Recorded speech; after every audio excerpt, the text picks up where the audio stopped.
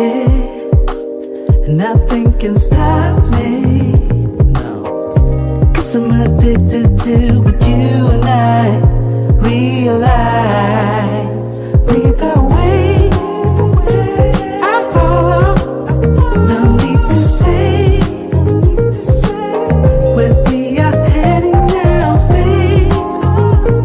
I follow to the edge of it all.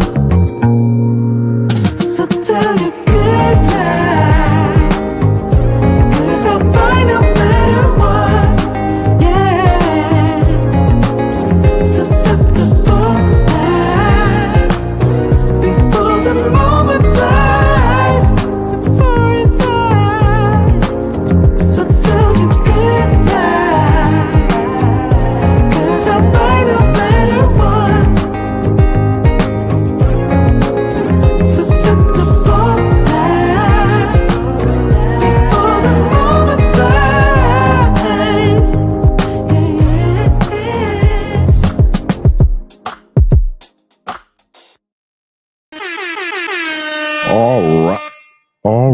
All right. It is Thursday night, gentlemen, and we have Love Crossing Borders with Andre and Andrea. We got a great show tonight. I am excited. I can't even lie about it. It's a serious topic. It's a topic in which I can say I have no horse in this race.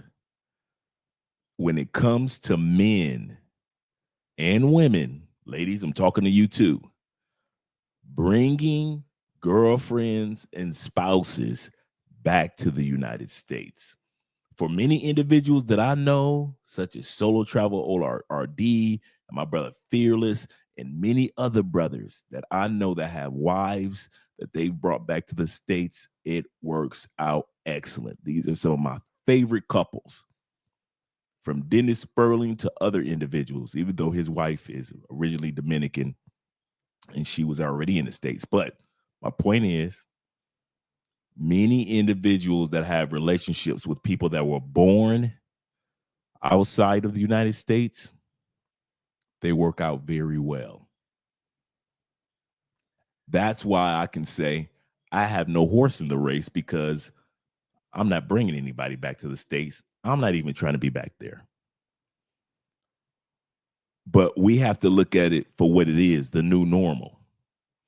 And the new normal says, statistically, most individuals that bring somebody back to the United States as a potential wife or husband, or you're already married and you made it back to the States, congratulations, it ain't gonna work out. Statistics show that it is not going to work out. Divorces among individuals that bring people back to the States is even higher than individuals that are married and they were American born. Stats don't lie.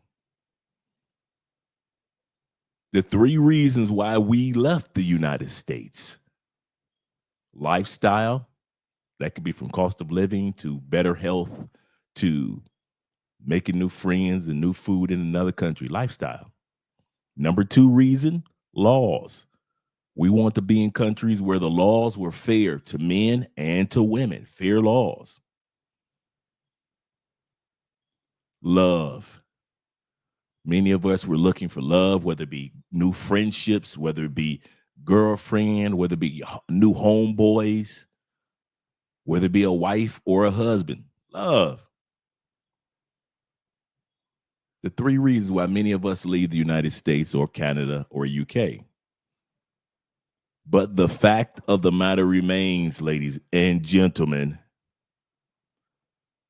you're treading uphill if you think that that woman is not going to change when she gets to the States. Number one cause, before we go to the shout outs. Number one cause, shout out to Mario. Hi, hello, I'm John Rambo. Number one cause of individuals bringing somebody back to the States is economics. You know, you got a job back home. Number two reason is you got your family to take care of back home. So I understand you got to take somebody back. You know, you love her, you want to take her back to the States. I got you. I see why. But you have to realize when you take her back to the States, she's going to change because you had to change. I'll say that again. Salute, gentlemen. She is going to change. That's just inevitable, whether the relationship works out or if it doesn't. He's going to change, ladies. That's inevitable. We as humans are evolutionary creatures. We adapt to our environment. We're one of the few creatures in the world that actually adapt to our environment. It doesn't take us thousands upon thousands of or even millions of years of evolution to adapt to an environment. We Americans or people from Canada or people from other countries, you put them in another location, within 1 or 2 generations, they've completely adapted as if they were born in that location. So that person's going to change just due to evolutionary adaptation. But the number one major reason why your girlfriend or your wife from Colombia or Brazil or Thailand is going to change, that, like I said, that's inevitable. So you can forget about trying to fight against that. They're going to change because you changed. You had to. Dude, she met the vacation you. She didn't meet the working 10 hours a day you. Ma'am, he did not wait. Think about it. In the movie, Stella Got a Groove Back. How Stella Got a Groove Back. When did the arguments, the cussing and fussing and fighting start between Angela Bassett and Taye Diggs? Was it while she was still in the Bahamas on vacation mode?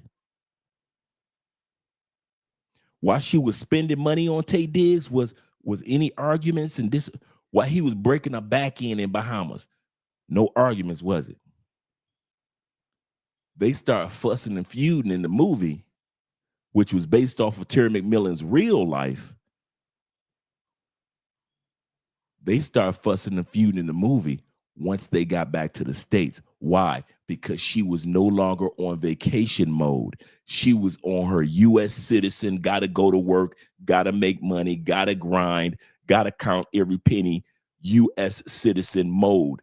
That's you too.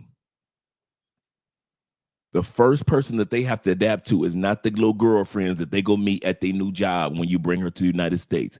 That's not who's going to change her. Not the women in the church or the mosque or the temple. They're not going to change her first. Not her sales team or anybody that she meets while she's in school. Those won't be the people that change her first. The first person that's going to cause the evolution of your little girlfriend or your little wife when you bring her back to the United States is you. She's going to have to adapt to you. You think, because you know, we like to blame others. You think that the adaptation is to the surrounding. Once she leaves the house, it's the influences around us that causes her to be like that. No, it starts with, if I bring Andrea to the United States, other than just visiting, let me turn this light down. Goodness gracious. If I brought Andrea to the United States other than visiting, you better believe, maybe that wasn't that light. Maybe it was the other light. Let me see. Let me turn this one off first. And then we'll see. Yep, there we go. It was the other light. Okay. So if I were to bring Andrea to the United States, right? Not just for vacationing, but actually we're living there. The first person Andrea has to adapt to is me. I'm changing into an American citizen. I'm not eating healthy foods anymore, right? I got insomnia like most of Americans got, right? I'm working long extra hours. I work long hours, but I work for me. But if I'm back in the States working for somebody, now I'm coming home with the stressors. I got to drive through 1 hour, 45-minute crazy work traffic, hoping somebody doesn't pull out road rage on me, right? Then I got to come home to Andrea after she's known me for all these years of being a man that's somewhat stable-minded. And all of a sudden, she sees a side of me that she's never seen before. What side is that? The American citizen, the everyday, average, stressed out, unhealthy food eating, obese American citizen. She's got to see me come home from dealing with racism. She's got to see me come home dealing with other people complaining about their lives, and now it's infecting my life. I walk through the door, and I'm the first one that she has to adapt to is this crazy American that she's never seen before. So all you dudes that want to cry about how did she change? Why my Filipino woman changed? She had to adapt to you. That's why I said I have no horse in this race because I'm not bringing somebody back. Number two, I said I know many couples that have succeeded in that endeavor, and they are some of my favorite couples. But for most of us, we're not those anomaly couples. Most of us won't make it. I was thinking while I was putting this together, and we're going to be watching the videos. I was thinking while I was putting this together, would Andrea and I make it if we were living in the United States? We've been together 7 years, married 5. Well, 6.5 years, married 5. Would we make it if we were in the United States? No. As much as I love my wife, I know me, Andre, the U.S. citizen. If Andre on this side of the world can drive my wife a little bonkers sometime, can you imagine me taking Andrea to stressed out United States and she have to be in love with somebody like me? Here we go. The somebody like me that she's never met. Andre has never met the American Andre. She's met Andre the immigrant, Andre the expat, Andre the digital nomad, Andre the traveler, Andre the husband, Andre the philanthropist. She's met all those sides, levels of Andre. She has never met me on U.S. soil, dealing with U.S. prices, U.S. taxes, unhealthy food going through my system and my body, migraines. She's never met that side. She's never met me when my body is aching and I'm tired. She's never met when I just got home from driving through an hour and a half of work traffic. She's never met that person ever. She's never had to adapt to that person. And since I know, like I always say, to thyself be true, I'm being true to myself. We wouldn't make it. The Andre that she gets to enjoy outside of America does not exist in America. She'll be meeting a complete stranger. Like our sister Tamia used to sing, "There's a stranger in my house. It's so hard to figure out."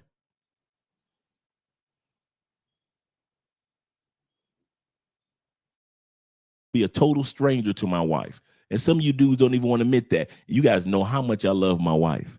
But to myself be true. Some of you dudes think that love, all you Bonnie, all you Cher and Sonny Bono fans from back in the day. Love will keep us together. You actually think, forget about the fact that I'm completely different. Forget about the fact that she's never met this side of me before. Forget about the fact that she's never eaten all that unhealthy food. Forget about the fact that she'll be putting on weight just like the rest of us because she won't be eating the regular healthy food that the rest of the world has. Forget about the fact because now she's eating that food, she's just as stressed out as the rest of us. Forget about the fact that your girlfriend or your wife is just going to be done because she's going to school. All her degree that she had in her home country, that degree doesn't mean anything. She's going to have to go back to school to get another degree. Now she's stressed out because of that. Oh, she's got a green card. Now she's going to work. She has to work. Now she's paying U.S. taxes. All these things you have to take consideration, but you think love will keep us together. Even Sonny Bono and Cher didn't stay together. Love didn't even keep them together. They divorced by the time the 80s came. Cher had her own show. By the time the 80s came, Cher was doing her thing. Am I saying this to discourage you? No. Once again, I have no horse in this race. We're going to watch some videos after we do the shout outs. But I just want to lay a foundation to you guys that if you want to do this, and you believe that you can do this, great. We're on your team. I'll say this again. This is not about mocking you men and ladies that feel that you can bring somebody back to the States and that the love that you have with them in the Philippines or in Thailand is strong enough. That love is strong enough to keep y'all together. Got you. I'm on your team. I'm not a hater at all, on camera or off camera. But I'm the warning label on the pack of cigarettes. That's all I'm saying. I'm just the warning label on the back of the pine saw. When you read the warning label, it says it is not made for consumption, for human consumption. Like, again, I'm the warning label on the back of a pack of cigarettes. Shout out to you guys that are here. We got 35 people in the building. Shout out to all you gentlemen that are here. Shout out to all you guys. Amberly Lobo is in the building. Appreciate you being here, always showing us some love and appreciation. Shout out to all you guys that have been giving by way of PayPal and Cash App to the Children's Cancer Foundation that we have been donating to. We're going to look at their website in a moment. Like the brother says, subscribe, click the like button, share. Appreciate you, brother. Hit that like button. We like you. Make sure you like us too. Oprah coming next. Because Oprah coming next. Once I establish this as a place of truth, oh yeah. That's our goal in 2025. Continue to establish this as a place of truth. Shout out to my man Profe in the building. Appreciate you. Appreciate you for being here. Chat lives matter. My man Keaton is in the building. It's my dude right there. Like a good neighbor, Keaton is there. Shout out to my man Keaton. My man Handsome is in the building. Shout out to you, brother. Good evening to you, kind sir, as well as my man Tripping with Jay. Appreciate you being here. He said, miss watching KS videos. Yes, sir, man. Miss KS all the time. I really do. My man T-Mac. My neighbor on the other side of the country. Appreciate you. Always here, always showing love. He said, not bringing no woman back to the U.S. He said, I know too many bad results. You know who knew about this long before many of us? You military brothers have been warning us for years. All you expats, you digital nomads, you immigrants to other countries, you travelers in general that have been trying to bring women back to the United States and think that your story is going to be one of the anomalies. Like I said before, yes, there are a lot of great couples that have amazing stories, really good couples that I personally know that have been success stories with bringing them back home. But military brothers have been warning us You might as well play the what's that? The fireball, the hot ball. I forget the lottery thing. That was to show you how long I've been out the States. The hot ball, the fireball, the Powerball. You might as well play the Powerball if you're going to keep on gambling like that. Military brothers have been telling us for years about their stories of guys falling to this trap. Don't do it, it's a trap. So we can't act like this is something that's modern. Where military dudes have been writing back home and warning guys for the longest, do not bring them back to the States. This is what's going to happen. But we think love will keep us together. All right. Like I said, we got a video for you tonight. We're going to see all the tricks and games that people play. This goes for you ladies too, because I got a couple of female friends that's here in Colombia got hustled. I'll say that again. I got a couple of female friends that are stateside women, but they were born Colombian, but they are U.S. citizens. They came back to Colombia, married dudes, and I'm talking about these some hot chicks, married dudes, took them back to the States, ain't never seen them again. I got a story of one of my close friends back. I just realized one of my close Colombian friends back in the States. Her baby daddy didn't work out together, but they raised a beautiful daughter. He comes back to Colombia, get him a wife, take her to the States. This dude, Colombian dude, come get him a Colombian woman, took her back to the States. She disappeared for 2 months. I'm talking about he couldn't find her on social media. She wasn't answering no phone calls.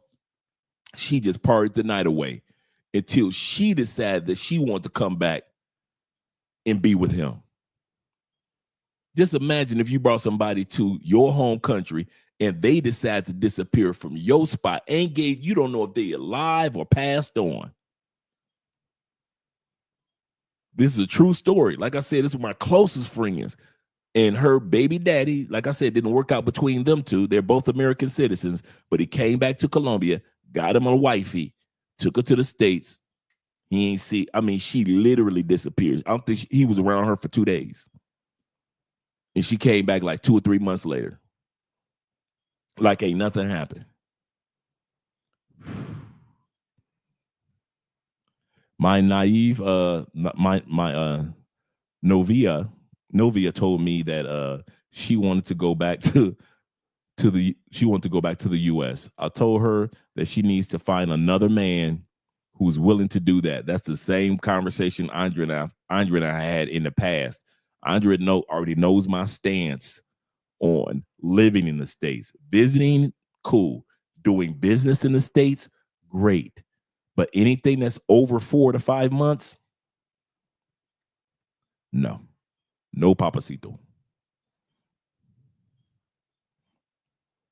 Black chairman in the building. Shout out to you, brother.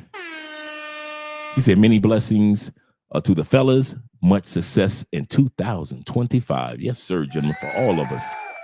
For all of us. Let's scroll down. Poor man is in the building as well. Them Detroit boys. You better back the fuck up out my face, goddammit. I'm from Detroit, Michigan. Don't play with me. Don't play with them Detroit boys. Shout out to Mario.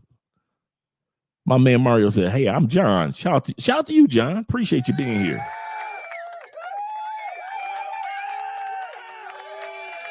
Master of none.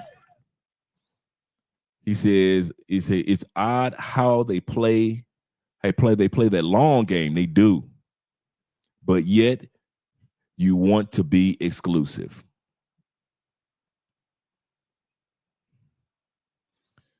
I made sure that I got with somebody that didn't care about going to the States. I made sure I got with somebody that would try to talk me out of going to the States. Andrea cool with visiting, but Andrea is not. Andrea, she just came in here the other day, told me about what went on in. It was for New Year's Eve, and the dude took a truck or a car and just drove it through the crowd and killed 10 people, deleted 10 people on New Year's Eve. I don't know if it was in Virginia or I forget which state she mentioned. And then you got the guy in New York, the black guy they just arrested for pushing a dude off the train. Onto the train tracks as the train was coming. Dude standing there, this is just over the past couple of days. Dude standing there just dealing with his cell phone, minding his business. Next thing you know, he in heaven. And I'm talking about it happened so fast. I don't think the dude even landed before the train hit him. You know how somebody push you and you land on the ground? I don't think that dude's body literally hit the ground because that dude timed pushing him off the train track to where by the time his body started flying, that train hit him.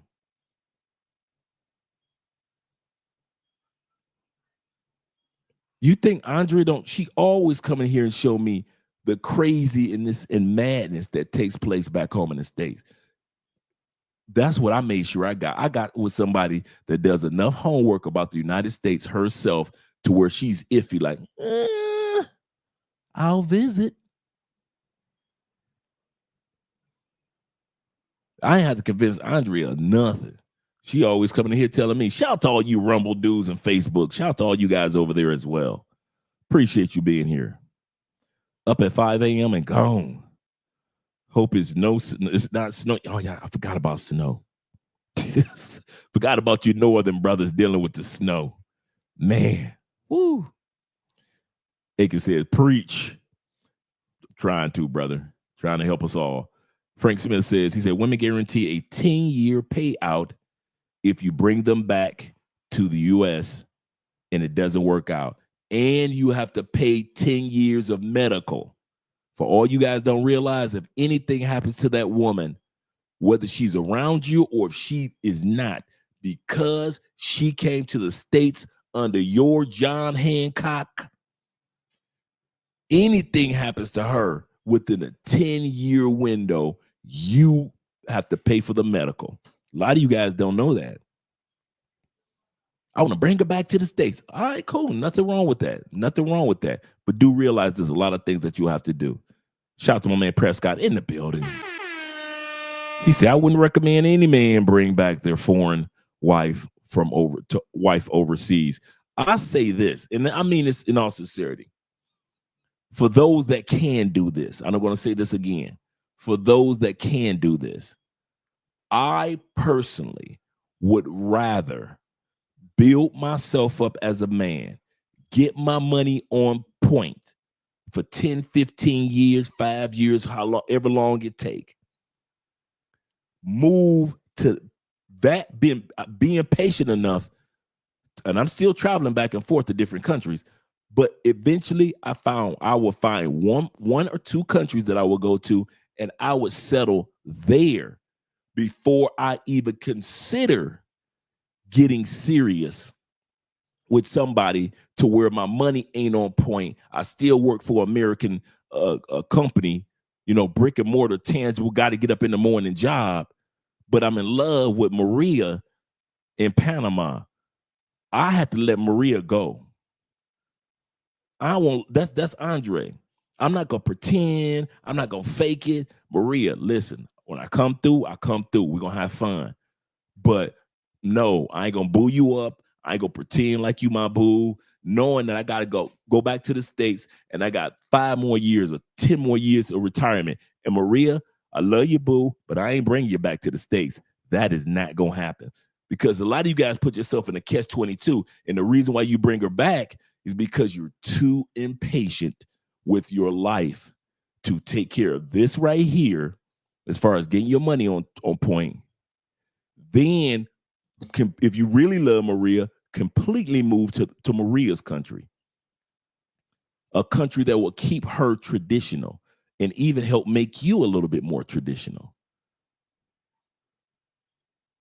There is no way in the world I'm going to sit back and say, well, I want Andrea with me, so I need her to be in the States where I'm working. I left. I was leaving anyway, but I left. That's one thing Andrea didn't have to worry about. Was I going to drag her to the States? Hell no. No. It wouldn't have been an Andrea and Andrea if I had to drag her to the States because I had a job in the States. It wouldn't have been one. That's Andre, though. Like I said, some of you dudes, it worked out well, and I'm happy for you. But for the other 60, 70% of us that it didn't work out, nobody wants to talk about that part.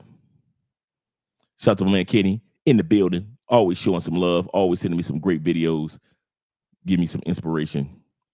Jay Anderson, the great. Salute to the grown man chat. And of course, one of my favorite YouTubers, Andre and Andrea, love crossing borders. Appreciate you, brother. Appreciate you. Kitty said, like Eddie Murphy said, he said, and last thing American broads want to see is that you got a well-trained biatch school and modest and training and trying to westernize her. Absolutely correct. Yep, they try to change her, moderate her. What have you done for me lately, Eddie? Goonie goo goo. I appreciate you, Andre, being honest and dropping gems. I just want to give us some things to think about while we're on the pillows tonight, just when we're relaxing. You know, I always try to answer questions that sometimes we don't think about ourselves. And I mean what I said, the first person that's going to cause your woman to change is you. Nobody else is going to be first. Nobody. Your mama won't be the first one. Your female friends won't be the first one to change her. Your homeboys, her co-workers. Nobody is going to change your woman when she hits the U.S. soil faster than you, because you had to change back. Okay. We all know the story of Cinderella, right? Cinderella, she got made up for the ball, had a good time at the party. Clock struck 12. What did Cinderella have to do when the clock struck 12? She had to take her ass home. She had to go home, back to reality. Back to life, back to reality, back. See what I'm saying? She had to head back home. And she was a completely different person than who she was at the party, right? It's the same thing that a lot of us men and women are doing when it comes to these foreign lovers. We come to these other countries and we are dialed up. We are clean, smelling good. We're in a good attitude, mood. We got the fresh drinks on deck, cold, glass clinging. You got the good music. You eating good. You having a great time. You have your Cinderella, Pinocchio on Treasure Island eating candy and cake moment. But that clock got to strike 12. And you got to get back on that plane. And that American who you were on the beach side of Sosua, or the beach of Pattaya, or the beaches of Cartagena, or even the beaches of Panama, you're completely different once you get your happy ass back to Canada. Once you get back to the UK and you got to get your butt back on that train, oh, it's completely different you. You back to your Cinderella mode. You just like Pinocchio. Now you got donkey ears and a long tail. You back to being the jackass that country made you to be. No more Treasure Island Pinocchios. Now you're back to being a jackass. Guess what? That woman never saw you as a jackass. She always saw you on Treasure Island. She always saw you as the Mr. Cinderella Man. So you bring her to the United States and you ain't ready to be different. You ain't ready to be traditional. Okay. Stone me if you must, but point out where I lie. Stone me if you must, but point out where I lie. Profe said this is why I told my girlfriend better to visit and do business in the United States. Preach. But we love outside the U.S. Absolutely correct. That's exactly how Andre and I think. Shout out to my man, father of many nations, Abraham, in the building. Always showing some love with the $5. He said, my woman ain't never gonna see the U.S.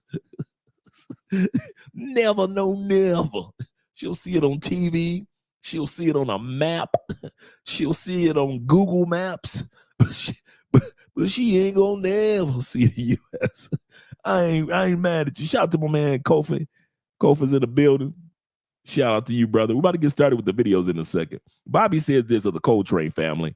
He says this. Bobby says, hey, Dre, guys, he said, I'm not bringing no woman back. If I find the right one, I'm staying there. That's the number one thing that we need to do. The dudes that I find that bring the women back to the States are the dudes, like I said, it's a high percentage, just in the 60 percentile of the marriages don't work. It's already, bruh, it's already 50% if you marry an American woman. You got a better chance of a marriage working out in the United States by marrying a U.S. woman compared to dragging one back, hoping that you're a part of the 40% that it works out for. I ain't about to gamble my marriage like that. I love Andrea, but I'm not about to sit up and say, you know what? Because Andrea and I are so close and we are love crossing borders, we can do it anywhere. I ain't that stupid to gamble with my marriage. I might gamble with a lot of stuff. I ain't gambling with my marriage. So I'm with Father of Many Nations on that one. I'm with Bobby as well. I ain't about to gamble on that. I ain't about to take a chance out there in them streets like that. Jay Anderson said, chat, did y'all see the Zeno crash? I'm lost. I know who Benzino was, but I don't know about the crash out.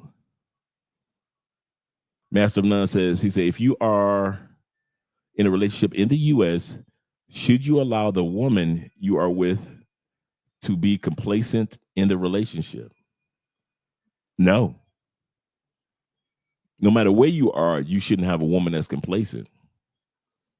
If you're not comfortable, in other words, if you're not trying to be stagnant in the relationship, neither should she. You all both should be working on keeping that relationship strong. Shout out to my man Frank Smith of the Smith family. He said, I have numerous stories of men of all races and ages who crash out bringing foreign women back to the U.S. Don't do it. Once again, you don't have to listen to me. Just go down and talk to your latest. You could talk to a dude that was an old dude that was in the Vietnam War. He got stories. The Gulf War brothers got stories. Afghanistan brothers got stories. I'm telling you, man, every military dude got at least 5 to 10 stories to tell you, bruh. You passport boys act like y'all immune. Y'all act like everything we warning y'all about can't happen to y'all. It just happened to y'all because y'all was in the military. No passport, fools. It can happen to anybody. Military dudes have been yelling it from the mountaintops. Don't bring her back. And what do you passport bros, blue book gentlemen, expats, digital nomads, retirees think that y'all can do? Defy gravity. Military brothers been telling us for the longest. Hey, guys, that right there, that's called gravity. Yeah. Get used to it. It's just gravity. Don't worry about it. It's not gonna hurt you. It's just gravity.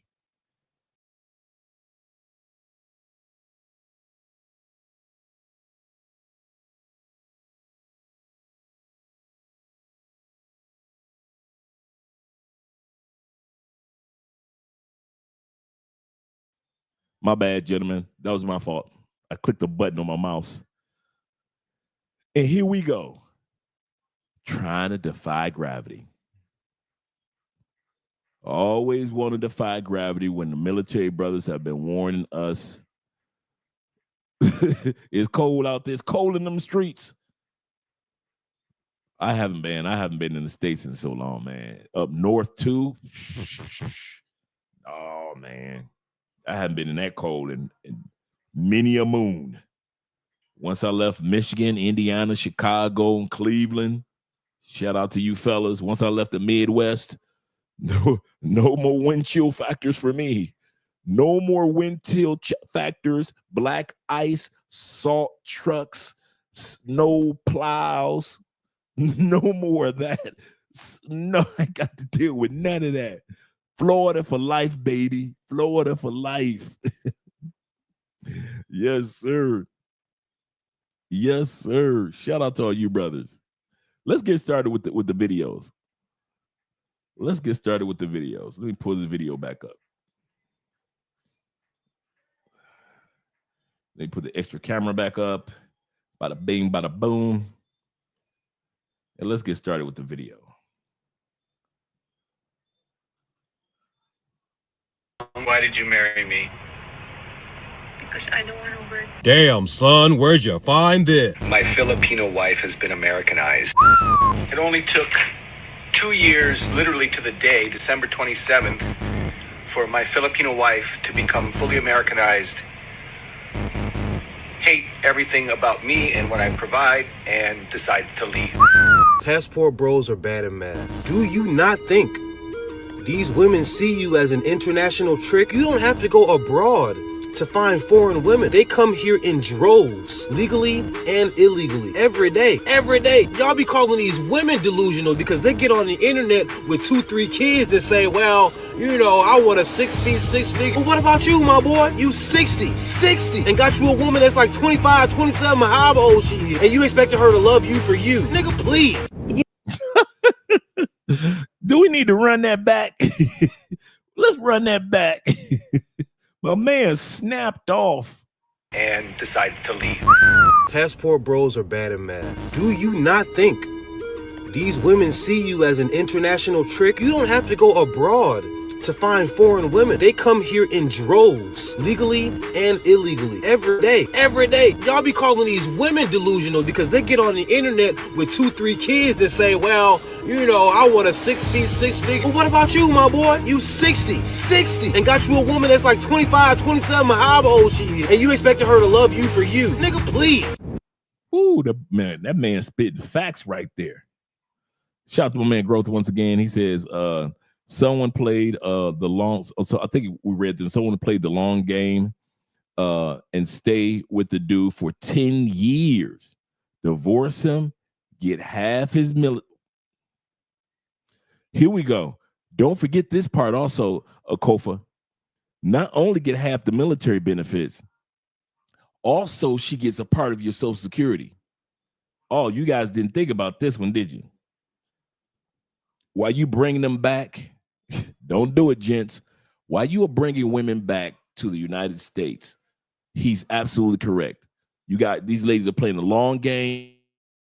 They'll ride out that 2 to 10 years, take you for all that you got, divorce you. But here's the other kicker on the back end. Your Social Security, by law, if she does not remarry, she gets a portion of your Social Security benefits. She ain't worked a day of that job, did she? All you manual labor dudes, that Chrysler, Ford, GM, all you warehouse dudes, all you guys that work in the factory and the plants, all you hands-on plumbers, all you guys that are brick masons, construction workers, anyone, roofers, all that hard work, your body, your hands are aching from all the hard work that you put in for all those years, and you're ready to retire.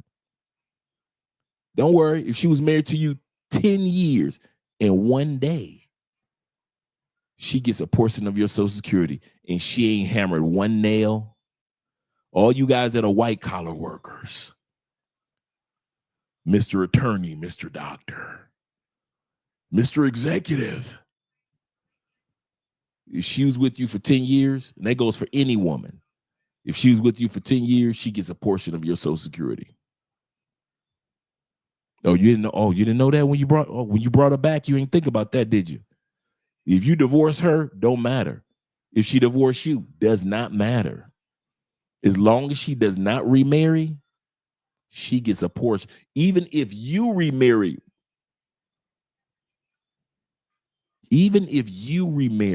as long as she doesn't remarry, let's put it like this. You have deceased in the middle of your Social Security. You deceased at 71. She been getting Social Security from you since you was 62. Her Social Security benefits don't end. She ain't gone, you gone. Until she gone, she still get the gleam off of the proceeds of what you got left. Her and your current wife. And let's say you ain't been married to her for 30 years. But you just so happen to be married to her according to the policies, U.S. IRS policies, U.S. Social Security policies.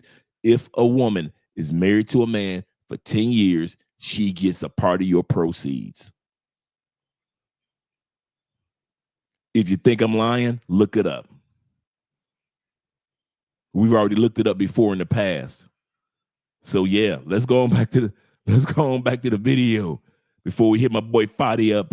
After we hit my boy Fadi up, who says this? He said, Andre, Cleveland Browns have a better chance of success of winning the Super Bowl as opposed to successfully bringing your wife back to the USA. He's right. Shout out to the Cleveland Browns, but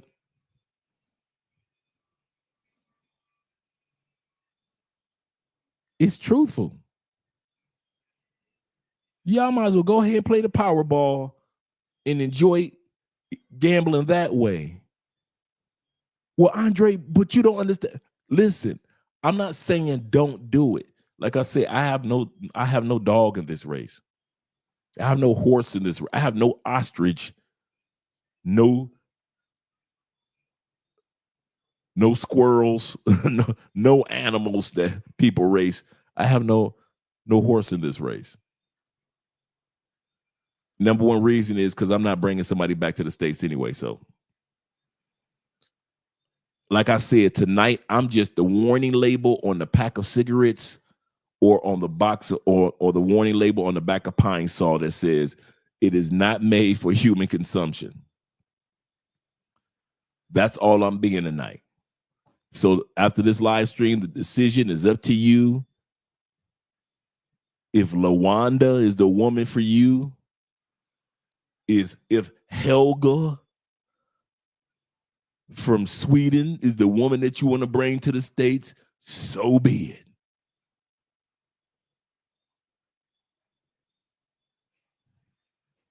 Shout out to my uncle in the building, Jeffrey. Happy New Year's, Jeff. Love you, brother. My T.O. in the building. Passport King 77 says this. He said he should keep his Philippine should have kept in the Philippines because divorce is illegal in that country. Boy, if you don't preach, you don't preach, these brothers are not listening. Even I know that, and I'm on the other side of the world. Divorce is illegal in the Philippines. Ain't nobody divorced in that country. If you gonna get married, y'all gonna be, you better work it out. You better work something. I don't care what you got to do. Y'all better work it out. That's what the Philippines says. And you want to bring her back to the States where she can leave you. When you met her in a country full of hot, attractive, Asian women. Because Philippine women, they fine. They fine. I ain't gonna lie to you. They fine. And you want to take her out of no divorce country and put her in super divorce country. And you wonder why she okay. You brought her not only to super divorce country, you brought her to the country where 80 to 90% of divorces are initiated by her species. I want you guys to think about that. You literally put her inside of a war zone in which you have no artillery, and the only people with artillery are people that have a Y chromosome like she has.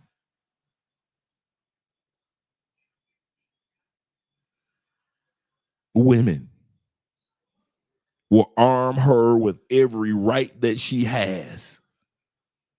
What? Girl, you got the right to this, that, to this. If he do this, you can do that. You can wake up tomorrow morning and you can take this, take that. But he owns it. I don't care. It's yours now, girl.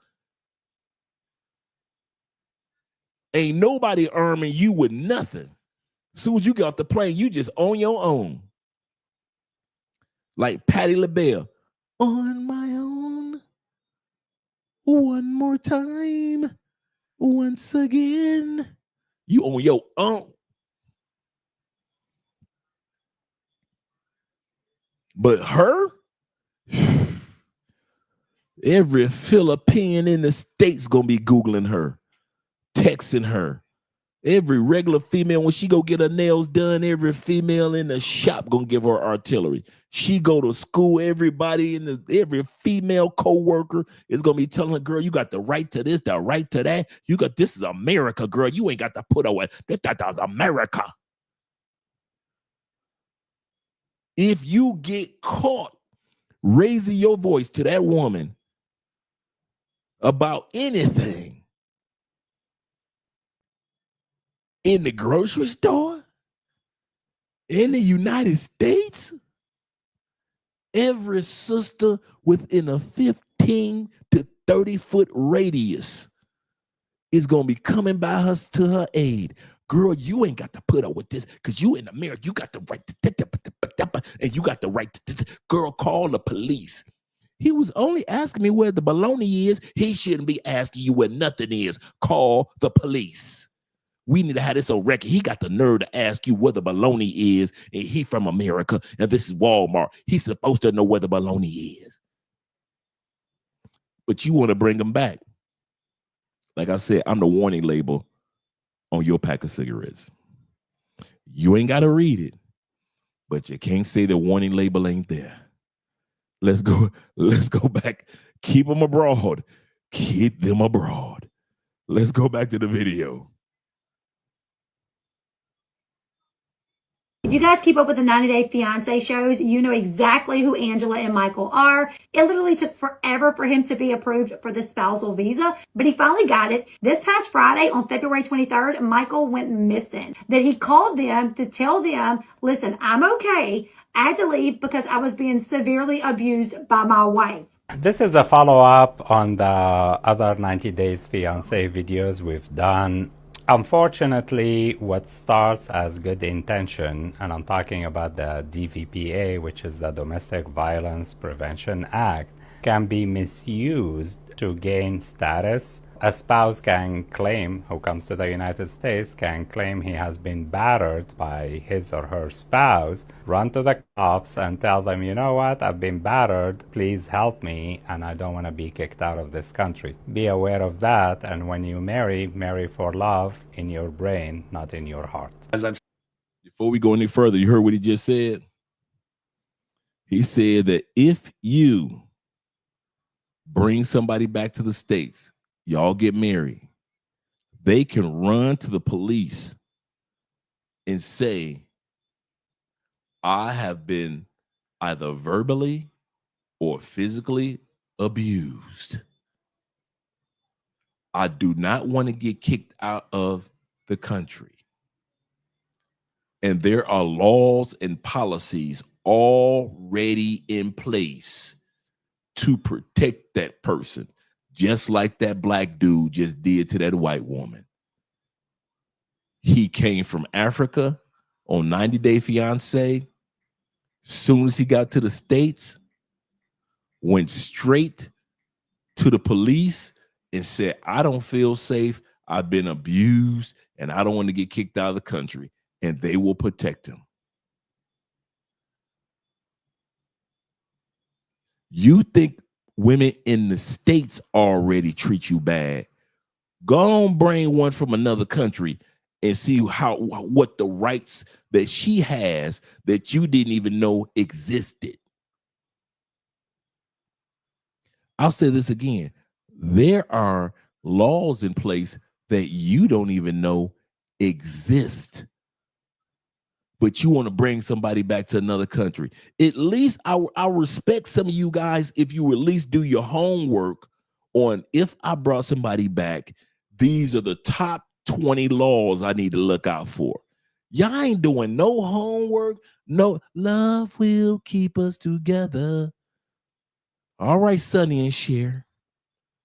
Y'all think love gonna keep y'all together, huh? Love. How's that working out for the 60%ers? It ain't, is it? But you think that you're going to be a part of the 40%. So you ain't got to do no homework on the laws. I just told you, he just told you one of the laws that protect them without that person even needing you. If that person claims to any form of violence, verbal, domestic, that person can be protected. I told you that if that person is married to you for 10 years, they get a part of your Social Security for the rest of their days, as long as they don't remarry. You're going to hear more and more and more laws through these videos today. So go on, bring them back. Go on, bring them back to the States. Don't say the warning label wasn't around. Said before, every single marriage ends. It ends in death or divorce. The majority of them end in divorce. Why wouldn't you allow me to have a table that just says, if you'd like to have a prenup, here. I'm not even trying to sell a prenup on you, like you're getting engaged, you need a prenup. It's just, have you talked about a prenup? They would not even let me in the room because it shatters the illusion. It's reality. They don't like reality. They don't see reality as what it is, which I think, by the way, is quite romantic. Love will keep us together. We don't need a prenup. Love gonna keep us together. I think there's something very nice about talking to your partner about, you know what I'm afraid of? Losing you. I don't want to lose you to death, even though I know someday I have to. But I don't want to lose you to divorce either. But man, almost 60% of marriages end in divorce. And if we got divorced, like, what would we be? Like, I hope we wouldn't hate each other. Like, I hope I'd still love you and care about you, or I'd still want you to be well. Even if you left me, I wouldn't hate you. Like, I don't have one ex-girlfriend that I go, man, I hate that person. Like, I wish all of them joy. I hope they're all happy. Yep. Like, our chapter together ended, but I wish all of them joy. I think people would prefer to look at the bright side of things and to be optimistic. And I am not suggesting, like, I don't believe in fairy tales. I'm a realist. That doesn't mean I get up every day just thinking about nothing but death and divorce. Life is beautiful and life's meant to be lived. I'm not going to sit at a wedding and be like, do you know how many percentage of this people are going to get divorced? I don't view it that way. I think it's wonderful, but be realistic about things. Does getting divorced from a U.S. citizen mean your green card case is over? Not necessarily so. So if you're an immigrant who got a green card process started by being married to a U.S. citizen. Let's say you had your husband or wife who's a citizen file the I-130 petition along with the I-485, which is the adjustment of status for the green card. It doesn't mean that just because you went through a divorce that your green card case is going to be terminated. The reason why is that you need to kind of sit back and look at your marriage. Why did the divorce happen? Was there some sort of abuse? Was there something wrong that happened to you? Was there any type of mistreatment that took place? The reason why is that just because you got divorced, you could look into to seeing if you're qualifying for protection under VAWA. Okay, I'll give you an example of a couple of my clients. Divorce court right here, we filed their case and we still got a green card for them. One of them was a woman that was married to a husband, U.S. citizen husband, and he was cheating on her during the marriage. She was so hurt emotionally and mentally as a result of this that we applied for VAWA and we're able to get her a green card as a result of that. Another example is family court, which is nearby. You know, the wife was actually being abused during the marriage, and we were able to get an order of protection to protect her and get the green card, even though the marriage had fallen apart and he didn't want to sponsor her anymore for the green card. But we still got the green card for her independently through VAWA because we had documentation and proof that the abuse was going on and she qualified and got the green card. Thank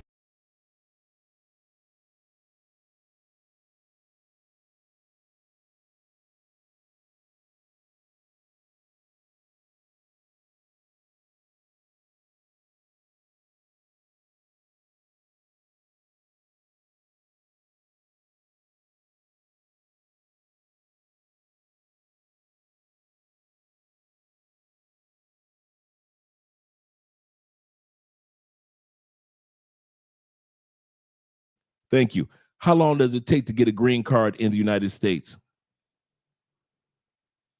On average, 2 years.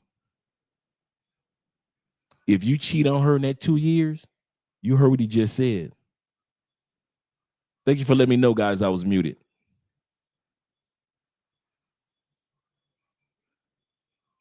If you cheat on her, verbally abuse her, DV her, she still can get that green card.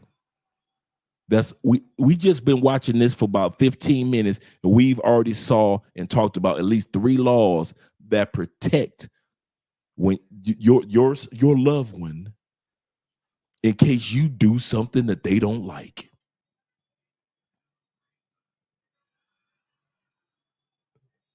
He's just told 2 cases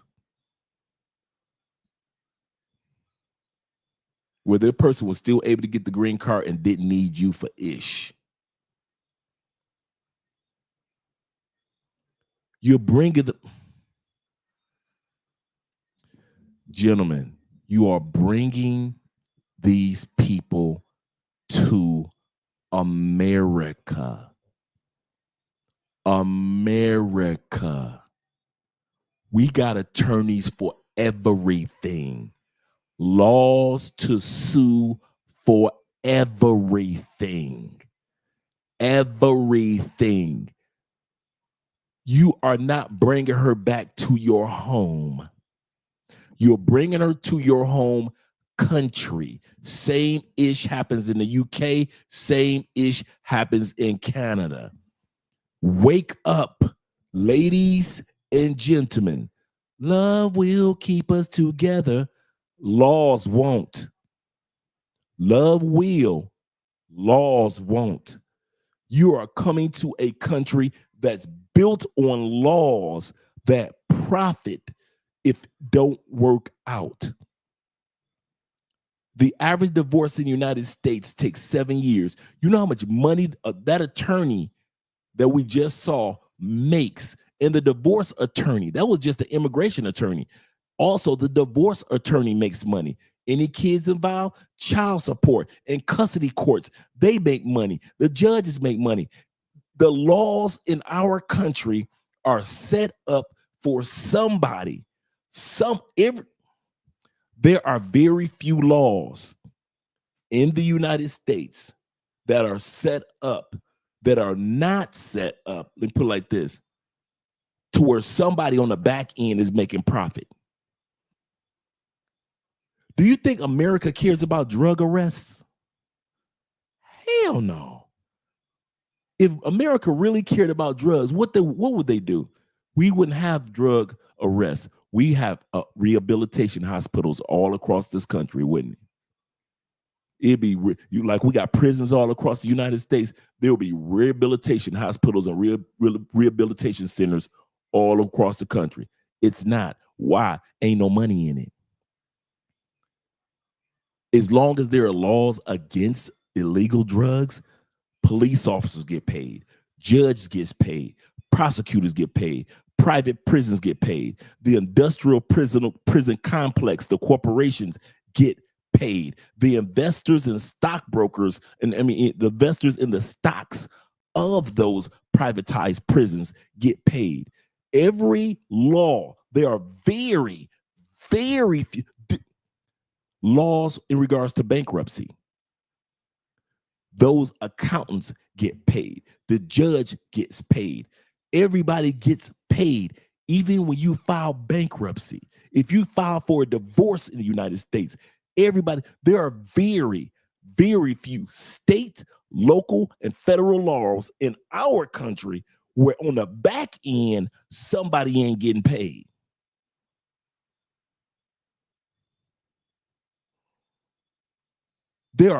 Name the law that somebody on the back end ain't gonna be getting paid.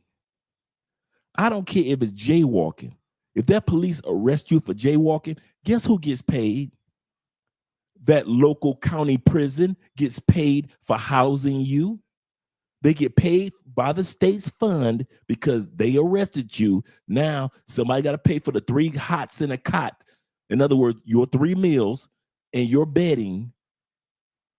Somebody's got to pay those COs, those correctional officers with the keys. Somebody's got to pay those county jail guards. Somebody's got to pay when you stand in front of that judge for jaywalking. Somebody's paying that judge.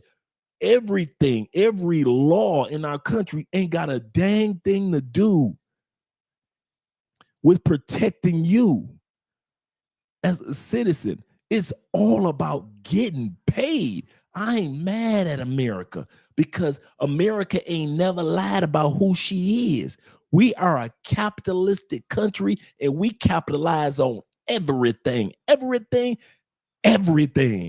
There is nothing that we don't capitalize on. Nothing. Don't you ever think that America has an inkling of morals. We are an immoral country. It is all about the bottom line, that dollar. Nothing wrong with it. We were born and raised into it. It might not be fair. It may not seem cool, but it is what it is, what it is. And when it comes to bringing a woman or a man back to the United States, somebody gonna get paid when your woman leave you or your man leave you, ladies. Somebody gonna get paid. That immigration officer got paid. The divorce attorneys got paid.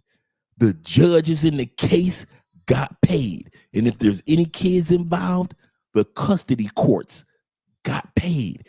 Everybody gonna make some money when you bring her over to the United States. Everybody getting paid. And she gonna get paid.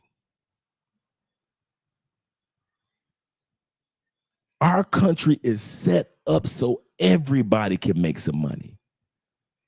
That's the one thing I can say. We can cry about the fact that the laws are out there, but if you were an attorney like Dennis Sperling or lead attorney or any other guys, the system is what the system is. They didn't make the system. They just took advantage of the system that already existed long before any of the living attorneys came along. America is set up to get paid. Every law. We have very few laws in our country that nobody's getting paid from. Very few. I don't know why y'all think that y'all gonna bring y'all tails back to the United States with a woman and ain't nobody gonna get paid. I'm not black, I'm OJ. Okay. Tim Peterson said, he said, I was a federal attorney that used to get these people kicked out of America, trying to get used dirt.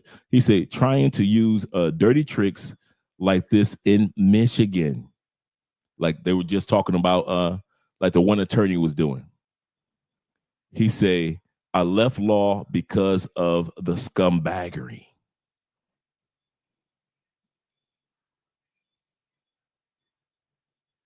Yes, the laws in our country can be skewed or bent based on who's going to get paid. Yes, we're the mecca of capitalism. I'm not tripping on it. I was born and raised into it. You were born and raised into it. Nobody's talking about saying, when I grow up, I'm going to live the Russian dream. Nobody talks like that. I've never heard that in my life around the world. When I grow up, I'm going to live the Tanzanian dream. No, nobody talks about that. Like, I have not heard any Colombians walk around and say, when I get older, I'm living the Colombian dream. No, Panamanian, Mexican dream. No, nobody says that. But in our country,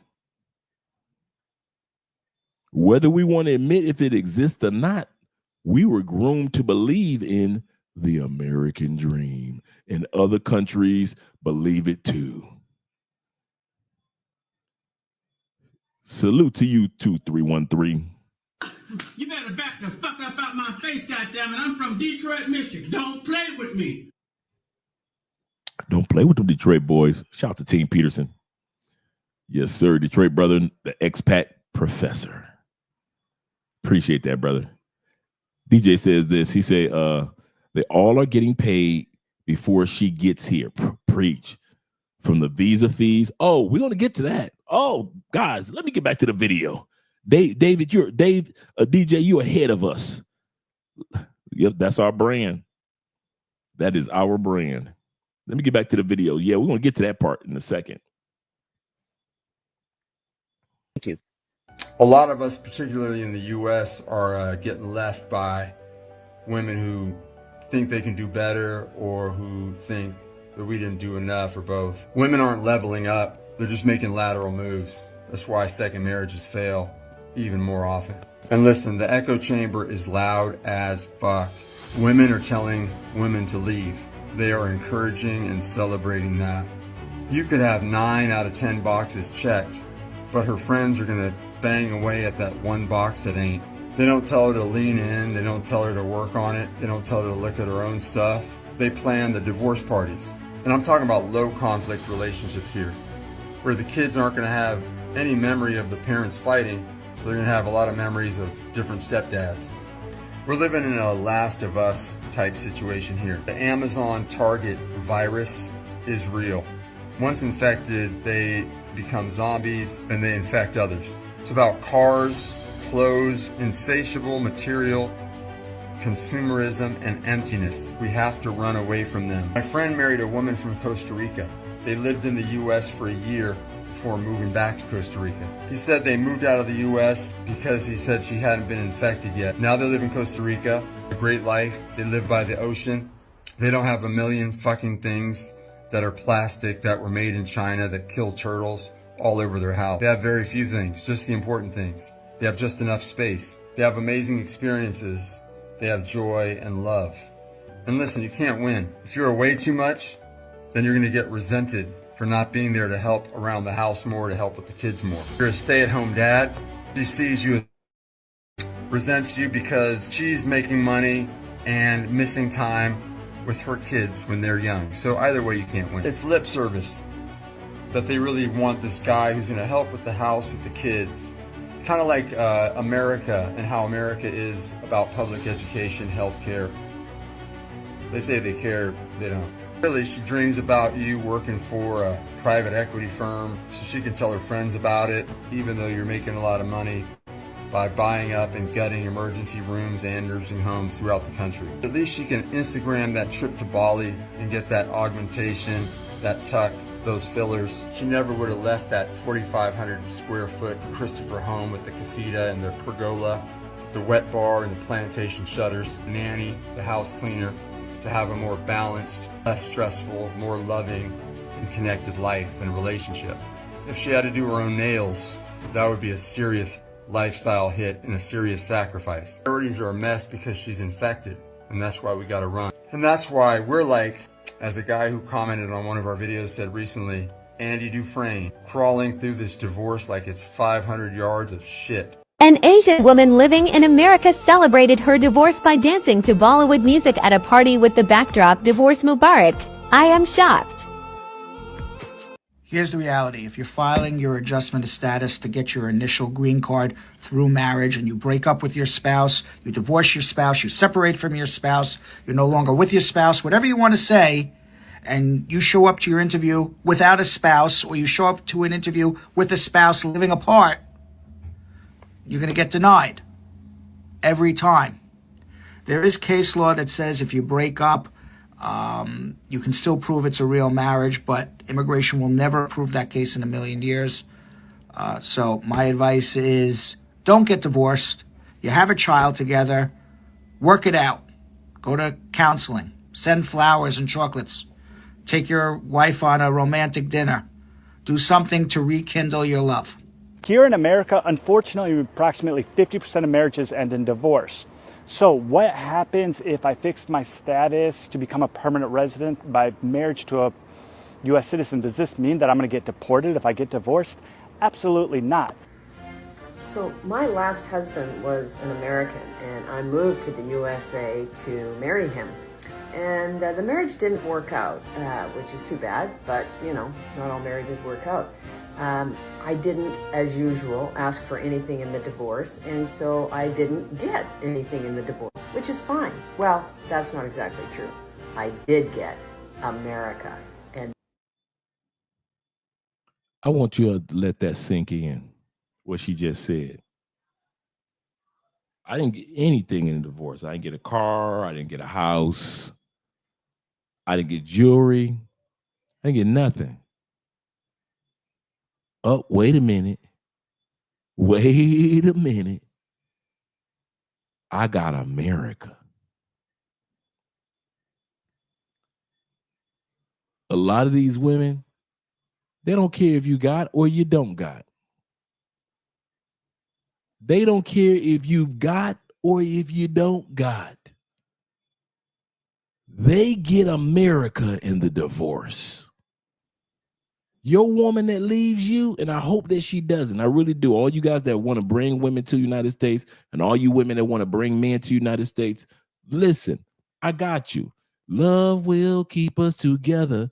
But this woman just is living proof. And all in the last couple of clips we just looked at, all these people, whether they were attorneys or the regular people like this woman, their goal was not to get a car.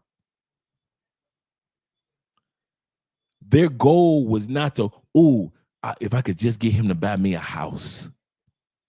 If I could get him to buy me like 5 pair of $400 pair of shoes. If I give me the heels that are $500 a piece. None of these women and men are saying this. The number one thing that they want from you is what this woman just said. I want America. I want America in the divorce. Keep the kids. You want the kids? Keep them. You want your car? I might want that. Your house? I might want that. I need that. But what I really came for, the reason why I got on that plane and flew from the Philippines, the reason why I got on that plane with you and I told you I loved you and came from Colombia, because when I decided to leave you, all I really wanted was America. I don't care if it's green card. I don't care if it's passport. I don't care if it's citizenship. My country, 'tis of thee. I don't give a damn what it is. All I wanted was America.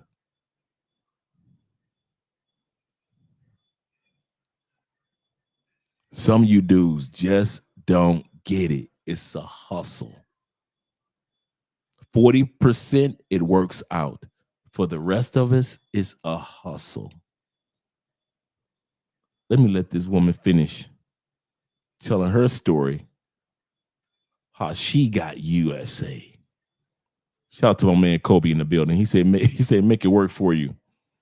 Then these US dollars overseas and keep her there. Yeah, visit. Nothing wrong with visiting. The living, that's the part that we get wrong. We want to live back in the United States with her. Okay, cool. Like I say, I know some great couples. It works out great. Most couples, and you military dudes can attest to this, most couples, it don't work out for. It says the U.S. legal service industrial complex is over $400 billion. Yes, sir. Plus industry and growing at a 2.5% rate annually. Yeah, that industrial complex is getting this money, especially that prison industrial complex. Good call, Aiken. Shout out to Red Lion. That's a cool name. Red Lion. To live, fuck no. To live, fuck no. I'm with you, brother. I'm with you on that one. To live, no. That was an excellent settlement. So, just wanted to say, happy birthday, America, my second home. Love from Canada. Yo, here's a message for all the African men who's thinking about bringing their woman to America. Women have all the leverage in America. So if you get married, she can divorce you for anything. And 9 times out of 10, she's going to win and get all rights in court. So if you own a house in America and she just decides to divorce you for anything, she can take the house from you. On top of that, you're going to have to pay alimony.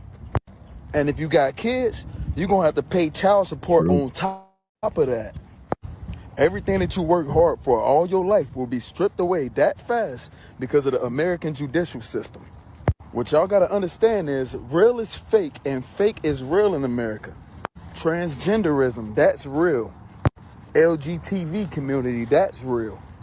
Feminism, that's real. So you really got to watch out what cities you're moving to because your kids will be heavily indoctrinated by a lot of weird stuff. You need to avoid California at all costs, especially Los Angeles. That is the devil's playground.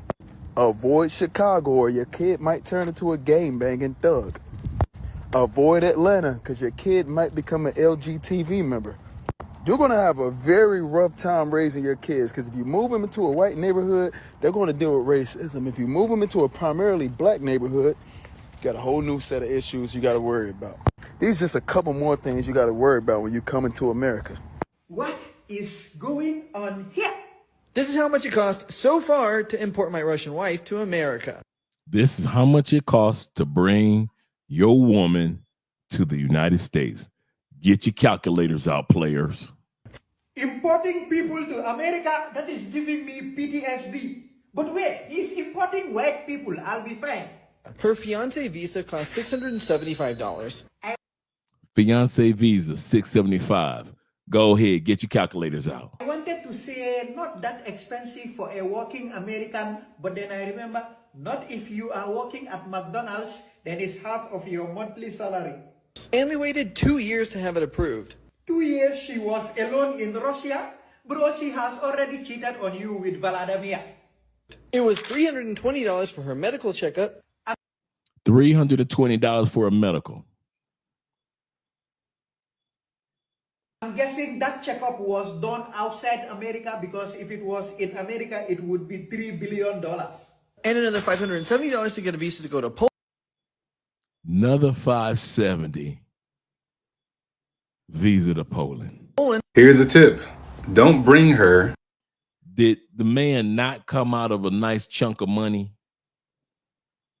Not including the 2-year waiting list to even do an interview for a U.S.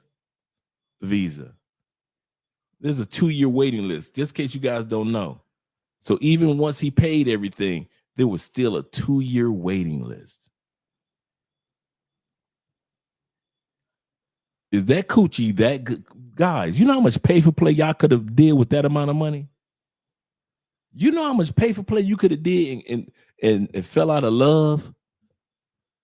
Some of y'all need to just do some pay for play and just fall out of love. Like, man, I was gonna take you to the States, girl, but whew, I got me some coochie from 3 Brazilians last night. I've changed my mind.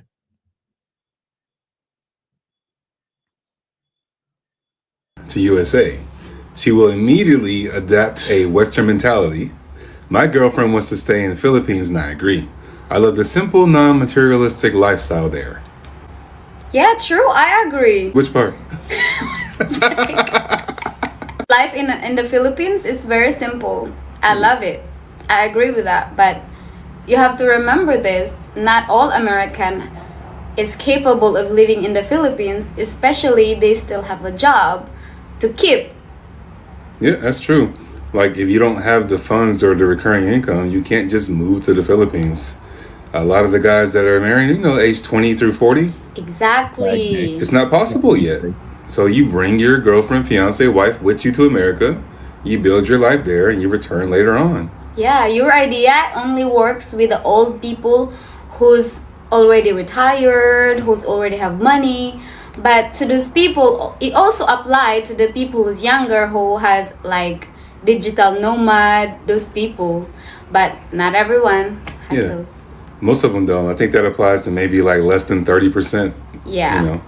It's a nice idea. Yeah, I agree. But it's just not very realistic. For everybody. Yeah. For the majority. If you ask me, where do I want to live? We both don't want it to be in America. The quality of life is just a little bit better in other countries at this present time in, American history. Super. So this couple, and we followed them a couple times before. This couple, they live in the Philippines, but they understand why some people decide to bring their loved one back to the United States. And one of the things that they said is because a lot of people in the United States have to work. You got to go to work, make your money. Nothing wrong with that. But the other thing that she said is, and this is true, a lot of Americans aren't ready to live in other countries. You're a New Yorker. You're Chicagoan. You're from Atlanta. You're from DC. You used to life being on the go and go. Then all of a sudden you hit a country like Colombia, or a country like parts of Brazil or Panama or Malaysia or Indonesia, Bali. It's laid back. It's laid back in the Philippines. It's like they say, it's laid back. You ain't used to that. And so mentally, you're so used to thinking that you're missing out on something, not realizing you're winning. And a lot of dudes don't realize you're winning. But you got to bring her back to the States and showboat her. Look what I got. Because in the Philippines, where your woman is from, and in Colombia, where your woman is from, you can't feel like you showboating her. Like, look what I got. So you need to bring her back to the States to showboat her. Look what I got. Because that's what Americans and Canadians and UK, that's what we do, right? That's what we do in the West. We love to showboat. It is what it is. So a lot of Americans, that's why I often say a lot of people that come to Colombia, you ain't built for Colombia. Hell no, you ain't built for Colombia. You might want to move here because you see the success stories of many of us, but you ain't. You used to American style. You're not used to sitting your ass down somewhere. When these cameras go off, I know how to sit my ass down somewhere. I ain't in the streets. What's popping over here, Dre? What's popping over there? What's popping is this damn chair and me doing some work. That's what's popping. I got Theo's classes to catch up on. That's what's popping. But a lot of y'all can't do that. You know, I'm not hating. I'm just saying it's just like they were saying. A lot of people aren't wired for other countries. You're not wired for parts of Poland. You're not wired for. I mean, right now there's a big movement among Black people that are moving to Turkey. Some of y'all ain't wired for that. And so That's why you like, I need to bring somebody back to where I'm comfortable. Forget their comfort. Forget the Philippine or the Thai woman's comfort. Forget the Tanzanian woman's the Malaysian woman, the Japanese woman who's not used to that fast-paced American life. One of the reasons she has to change, because you're from New York, it's fast-paced. That Dominican chick is used to DR. She's not used to being around Dominicans in the States. And then Dominicans in the States are going to talk to her in Spanish and tell her all the lies about the United States, hype her up, and have her thinking that it's more than what it is. And you wonder why your Dominican chick is looking at you like, Eddie, what have you done for me lately? And you're mad. See, me, I can adapt. I'm from a big city. I've lived in other big cities. I've lived in small cities. I've lived in towns. I've lived in the cold. I've lived the beach life. I know how to be out there and have fun. I know how to sit my tail down somewhere. Not everybody's like that. And so a lot of you guys are bringing the women back to the States because you know you can adapt to her country. You don't like the Philippines. You like the Philippines, but you don't like the Philippines. You like Thailand, but you don't like Thailand. You enjoy Colombia, but you don't like Colombia. You really have a great time in Brazil, but you don't really like Brazil to say I'm about to live there. A lot of y'all can't do this. And so you get you a Brazilian chick, you take her back to the States.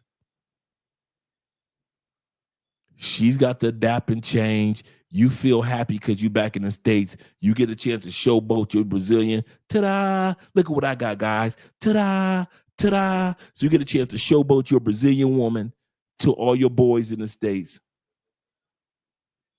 And it doesn't work out because the only person you thought about in the whole scenario was, that's all you really, even though you may love her, all you thought about was, only person you considered was, only person you hoped was successful in this whole endeavor was, you never thought about how much of a failure she might feel, or in you ladies' cases, he might feel, how uncomfortable in your country, how you've literally told them, I want you to leave all your relatives and all your, I know you are close to your families, and we Americans, we cool with our families, but you guys are like close to your family. I want you to leave all that in the Philippines, fly all the way to the other side of the planet, because this is a planet we're twirling on at 600 miles plus an hour. Yeah, whether you guys realize it or not, you're moving right now while you're sitting down 600 plus miles an hour.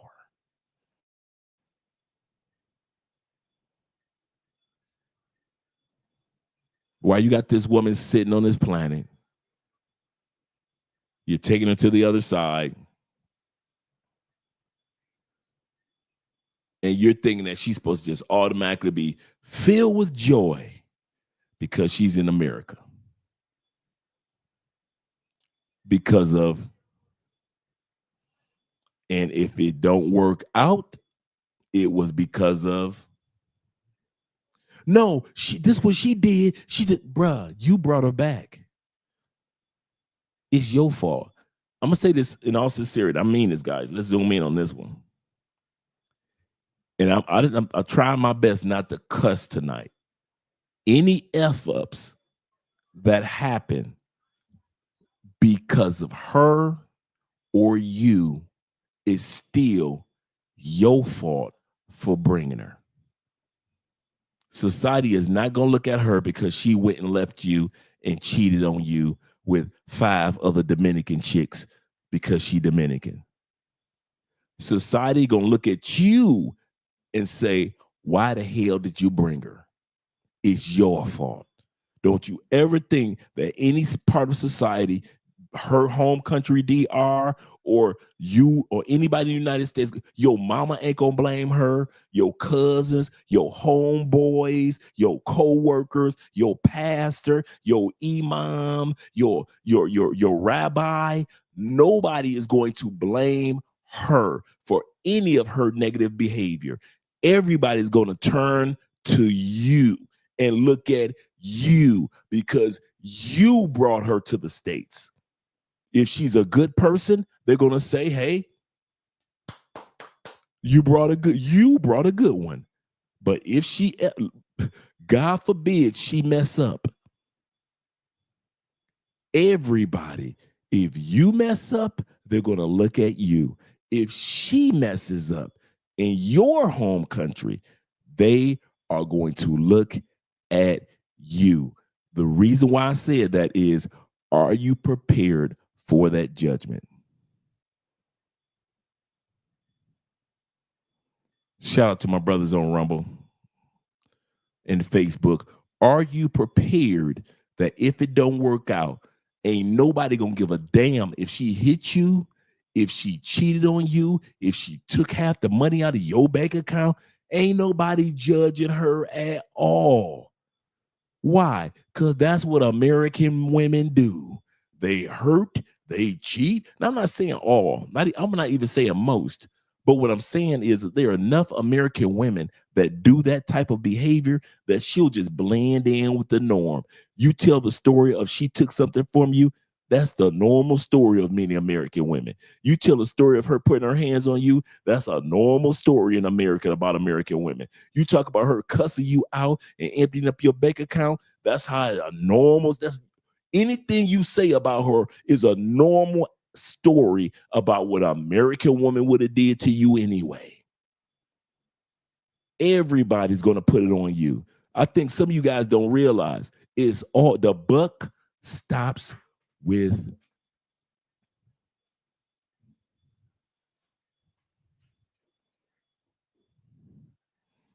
my brother say, no, Dre, it's most. Okay, most of the ladies, since they want to mostly file for divorces. Yeah, anything she does is your fault. I don't know why you sit back. If I bring Andrea back to the States and Andrea's F's up, nobody's going to blame Andrea. Guess who they're going to blame? You brought her, Andre. You said that she was a good wife and wholesome and she was on your side. If she F's up, Andre, that's your fault. Ain't not one of my boys. And I'm talking about your partners that you like. If you passed on today, your pallbearers, the coffin carriers, the dudes that will be at your wedding, your homeboys since high school, your ex-military partner homeboys,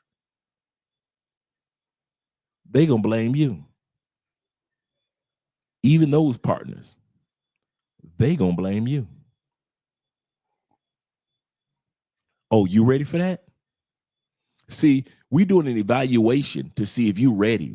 Tonight's episode is dedicated to the evaluation of, are you ready for if it don't work? Oh, in your mind, love will keep us together. You already think that it's gonna work. Cool, I got you. I'm on your team. I hope it does work. I really do. I'm not hating. But if it don't work, the buck stops with you, not her. You could do all the but she, but don't nobody care. Your pastor don't care. Your mama won't care. Your kids won't care. Your ex-wife won't care. Your baby mama don't care. Ain't nobody in the United States on that soil. Police won't care. Judges won't care. Attorneys won't care. Accountants won't care. The child services won't care. Nobody gives a dang about what you got to say. You brought her here. It's your fault.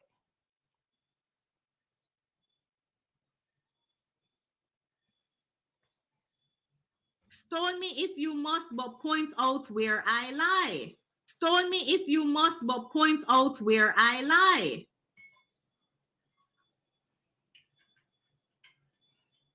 It's your fault. All of it. Not some of it, not a part of it. All of it. She'll F up, but you be the one that's F'd.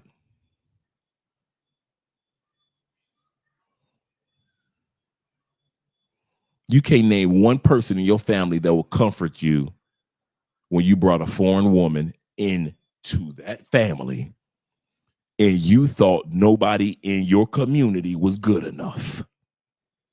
You think are you stupid enough to believe that you, Mr. Black Man, you stupid enough to believe that if you bring a foreign woman into the household, the threshold of the Black community, that if that Philippine woman, Brazilian woman, Panamanian, Peruvian, Colombian woman leaves you, I'm sorry, Tanzania, Ecuadorian, Ethiopian woman leaves you, somebody one of the ladies or the men in the Black community who you told ain't good enough for you are supposed to feel sorry for you when your woman decides to leave you? They're going to be playing Queen. Another one bites the dust. Another one bites the dust. Doom, doom, doom. Ba-doom, ba-doom, doom, ba-doom. Ba-ba-doom, doom, doom. And another one down, and another one down. Another one bites the dust. That's all they're going to be doing for you in the Black community, in the Latin community, in the Asian community, in the white community. White boys, I'm talking to you too. Ain't nobody that's white going to be feeling sorry for you. Everybody that's white going to be looking at you like, well, you didn't think ain't nobody white in America was good enough for you. So you went and got you a white girl from Poland. She did you wrong. And now you want us to feel sorry for you. They ain't going to feel sorry for you, white boy, either. They're going to judge you too. All you do is that want to be bringing somebody back to the States. Be ready. Because if it don't work out, let's say, we about to go back to the video in a second. Let's say it don't work out and she don't get no money from you. You got all your money in the bank account. You still got your car, still got your 2 houses. Your dog's still doing good. Got both pit bulls are healthy. Guess what? They still gonna talk about you and blame you for bringing her to this country. They gonna still look at you like you a simp. Oh yeah, you still got your house and your cars and everything. Hey, you good. But the fact that you brought this foreigner into our country and it was a setup, ain't nobody gonna feel sorry for you. You gonna have to go through that therapy alone. I mean that one. Shout out to my man Victory being in the building. You gonna have to go through that therapy alone. So me personally, I mean that from the bottom of my heart. I hope it all works out for you, because you gonna have to ride that tornado / hurricane / tropical storm / flash flood with the lightning strike in the background and 15 inches of snow all by your damn self in quicksand. I pray that every one of you dudes is bringing some chick back to the States, and I mean it. I hope it all works out. I hope your kids are healthy. I hope y'all continue to grow and prosper and wonderful things happen to you. Because if it don't, that's your ass. That is your ass. You know deep down in your heart, I'm telling the truth. That's your ass. Let's get back to the video. Ain't nobody gonna come rescue you. Nobody. You can forget that one. Duper. Just our opinion. We respect your opinion too. Wink. Is anybody else on Passport Bro Talk? Or is it just me? This middle-aged man keeps coming up on my FYP page and he's like, well, my wife of 2 years, I brought her to America 2 years ago, has gotten tired of me and she is divorcing me. I'm like, sir, what did you expect? He's saying she's too Americanized. And that makes no sense at all, right? Like, you're bringing this young woman to America. She's here for 2 years. And you expect her not to be Americanized? Is she not submitting to you anymore? Is she tired of you controlling her? Now, this woman is giving her commentary on the first video we watched where the guy said, my Philippine wife has become Americanized in less than 2 years. She's giving her commentary on that video, the first clip that we watched. Is she getting more independent? You'd have to be completely blind to not see how most of these marriages are going to end up. Not to mention, she is probably 25 to 30 years younger than him. So it's not only that they are from two completely different cultures, but two completely different time periods, two whole different eras. I'm wondering why it didn't work out for you. It is Wild Wednesday, and I'm going to get wild and offensive with my videos because I think it's time somebody digs deep into our culture and into our people to figure out what is going on upstairs with our women. Divorce is on the rise more than ever among Middle Easterns, whether they live in the Middle East or abroad. And just like we saw among westernized countries like America, when the women became independent is when the family structures collapsed. They collapsed to the point where now women are waking up and saying, you know what? I want a home again. I want my kids to have a healthy home. Well, the Middle Easterns are not there. We are at the point where we are collapsing because not only are women independent asking for a divorce, but we also have culture shock. A lot of our women are extremely spoiled. Yes, I said it. A lot of our women are extremely spoiled and the men cannot keep up. What is happening with our women? We went. Now, she's saying that. Now, if you notice the background, she's saying that from the United States. What she's saying, excuse me, what she's saying is that a lot of the Middle Eastern women that have come to the United States, whether they got married or not, they become westernized. That's why I played this video.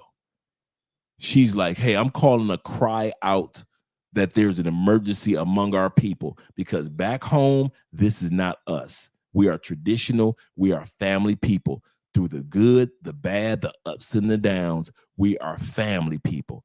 We done got our tail to the United States, and all of a sudden, we got a few dollars in our pockets, and we're divorcing our men in record numbers. That's what she's saying. From a point where Arab men used to tell each other, marry her young, مشان تربيها على إيدك, so you can raise her your way, which is not right either. Come to find out, المرأة ما بتتربى. You cannot raise a woman because we get to a point where we know what we want. And did you guys know that 70% of divorces are initiated by women?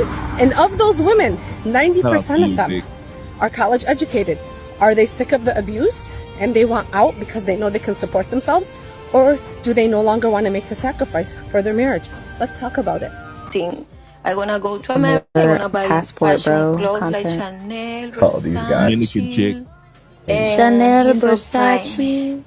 No man bring me a store like that in my life before. That's I don't like that's close. They brought her to the thrift. Elegant Now clothes. you know. He done brought this, shout out to my man Chaos Rain. He brought this woman to a thrift store. Dudes going to DR, selling dreams, convincing the chick to come to.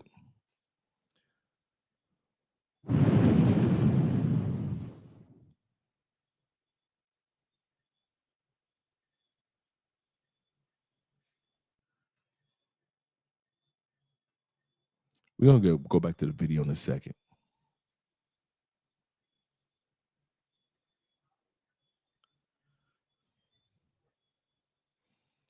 If you know your money ain't ready to bring some chick back to the States, just use common sense and don't bring some chick back to the States. What do I always mention? The two reasons why every man in the history of mankind is with a particular woman. Just two. There aren't any other reasons why a woman is in your life, my life. There's only two reasons. It's very simple because men are simple. From Adam all the way down, the billions of years from the caveman, the Neanderthals, all the way through, the Roman Empire, Mesopotamia, Egyptian Empire, Persian empires, all that. It's only two reasons. Modern technological empire, two reasons. Number one reason, because we want the woman in our lives. Whether it was Adam wanted Eve, or you want a woman just cool, you cool, that's your little sis. Whether it's a sad chick that you smashing, whether it's a wife or whether it's wives, it's because we want them. That seems simple, right? But this is the other one that keeps us in trouble as men. The other reason why we want a certain woman in our life is because we be damned if we let another motherfucker get that pussy. I've said this for years. Number one is because we want that person in our life, whether it be a female friend or a female coworker, whether it be a female that's a mentor, whether it be a female that we're having sex with, whether it be a female that we fall in love with. We want that person for a particular reason to be in our life. That's number one. Number two reason why many of you dudes, including this dude that brought the Dominican chick to the States, and the number two reason why a lot of you guys are bringing women to the United States is because you wish another motherfucker would fuck your Brazilian woman while you back in the States. You wish you dare somebody to pull the panties off your Colombiana in Medellin. So you would rather drag her to the States so you can safeguard that coochie before any man can get a hold of that coochie. We men have been doing it for eons. We either have a woman in our life because we want them, or we have a woman in our life because we don't want another motherfucker to get it. We are territorial creatures by nature. We be damned. We will stay on the phone in prison for 9 hours. Because as long as she talking to me, she ain't out there fucking. I'll be damned if I tell her live her life. I got 20 years in this prison. And I'll be damned if I let her get another man and be happy. And she got my kids.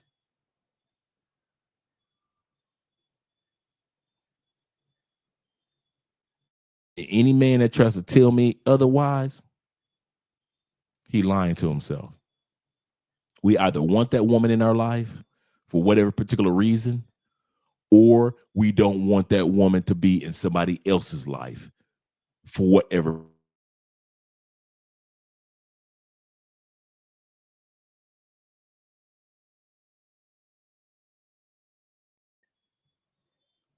Looks like I froze for a second.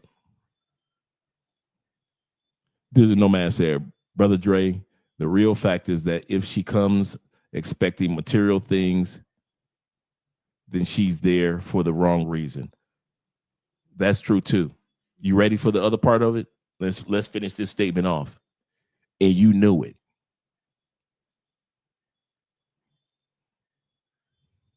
One of the things I learned about us men as we grow older, even the Bible says this, most of us grow wiser. I didn't say everybody, but most of us grow wiser.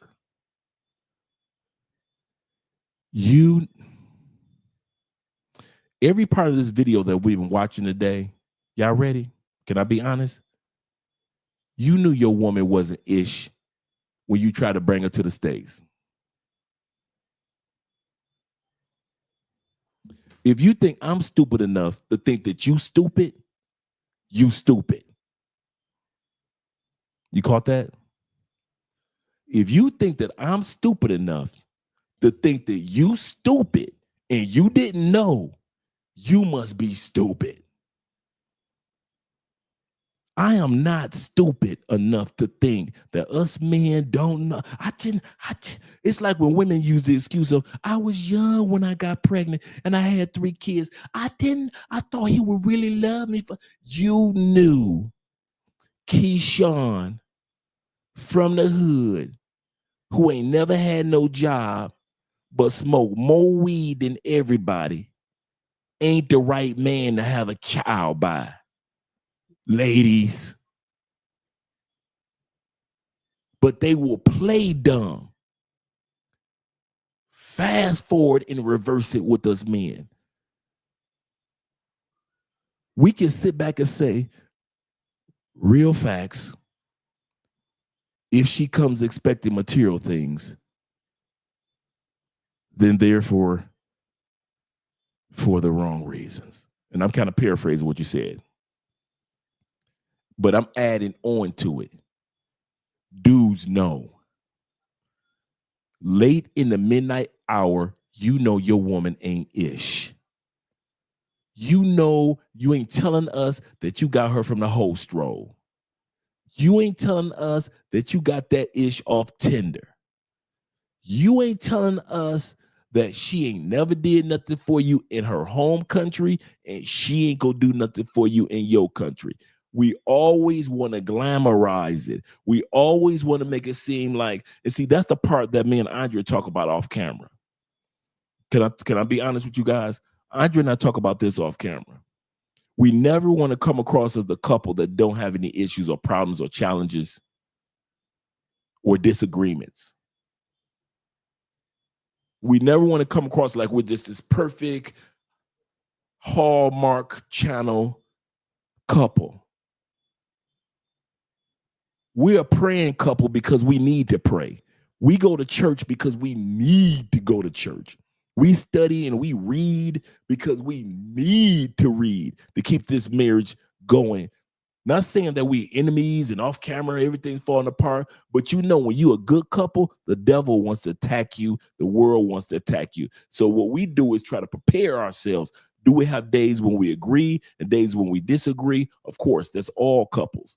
We're a regular couple. We never try to sell y'all like we're a perfect couple. There's nothing perfect about Andrea, and they ain't dang sure ain't nothing perfect about Andre.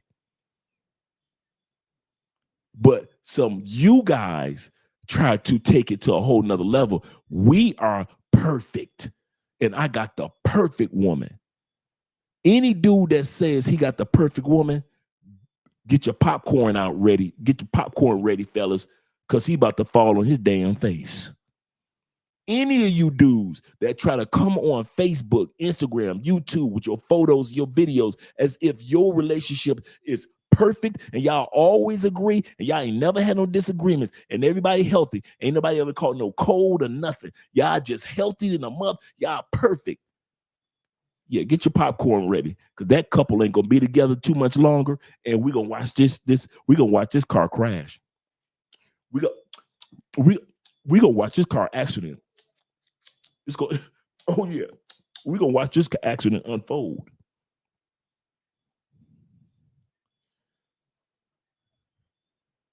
What's my point? You dudes know. You know that bitch was materialistic. Stop acting all brand new like you don't.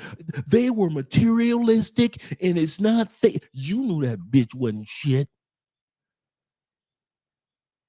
Sometimes I wish I could talk to some of y'all with these cameras off. Stop acting like don't nobody.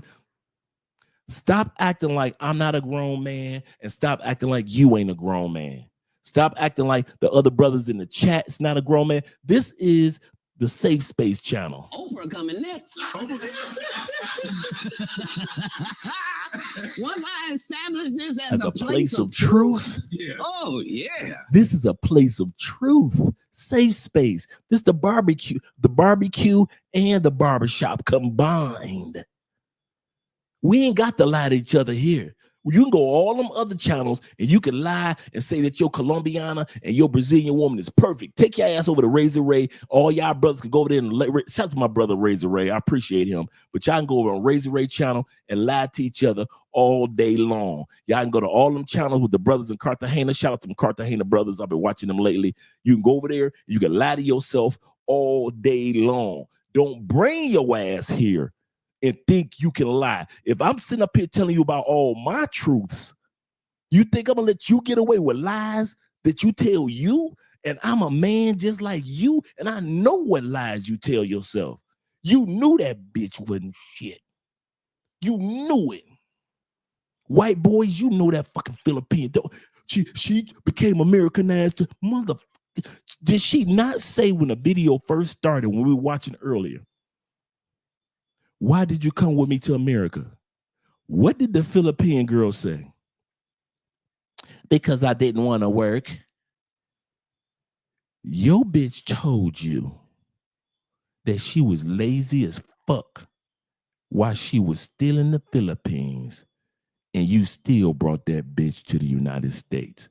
I have no sympathy for most of us men. I didn't say for all of us.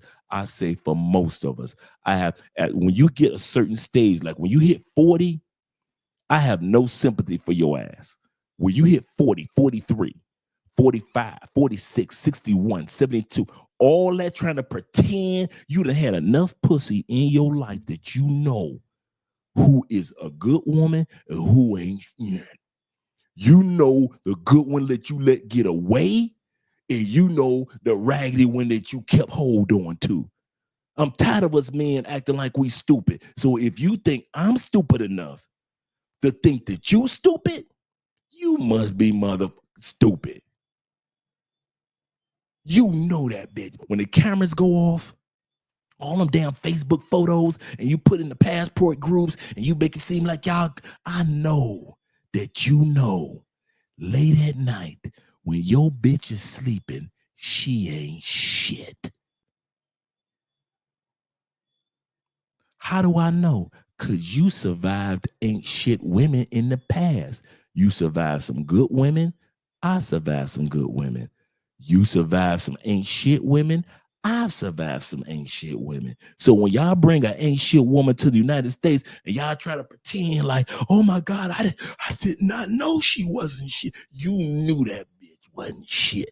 You just tried to pretend in front of a camera, a cell phone, and try to fool us on Instagram like y'all was just this loving couple. But everybody knew your bitch wasn't shit. You knew she wasn't shit. You knew she was materialistic. You knew she was lazy, but you brought her over here anyway because of number two, you didn't want another motherfucker to get that pussy. Men are territorial creatures. And we will sit back and end the relationship year 5 and still keep her ass around to year 9. Cause I be damned if another motherfucker get his dick sucked like I've been getting my dick sucked for 9 years. And I can't stand this bitch. You know she ain't shit. And you try to pretend to me that you done brought her over here out of the innocence and love of your heart. You brought her to America. And I can't believe she changed. Get the fuck out of here. Even I know my woman would change. If I'm willing to not lie to y'all, can we do something on this channel? And I mean this. I mean it from the bottom of my heart. If I'm not out all 5 years, I ain't lied to y'all about me going to prison. I ain't lied to y'all about me making money, losing money, making money again. I ain't lied to y'all about no women I done been with.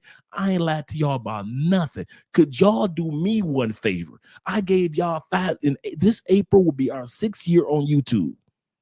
If I have not lied to y'all in 6 years, could you do me a favor? Could you give me 1 year of not lying to you and lying to me? Could you give me 1 year where you stop acting like you didn't fucking know that your bitch wasn't in? Can I get 2025? Can I just get 1 year of y'all stop coming on YouTube and acting like you didn't fucking know? Well, if the women weren't materialistic, motherfucker, you knew that bitch was materialistic. So tired of y'all act like y'all know shit and you over 40, you over 50, you over 60 years old. And you try to act like you don't know. You knew that bitch wasn't. You just was enjoying the fun that you was having with her as a vacation you, not the American you, but the vacation you.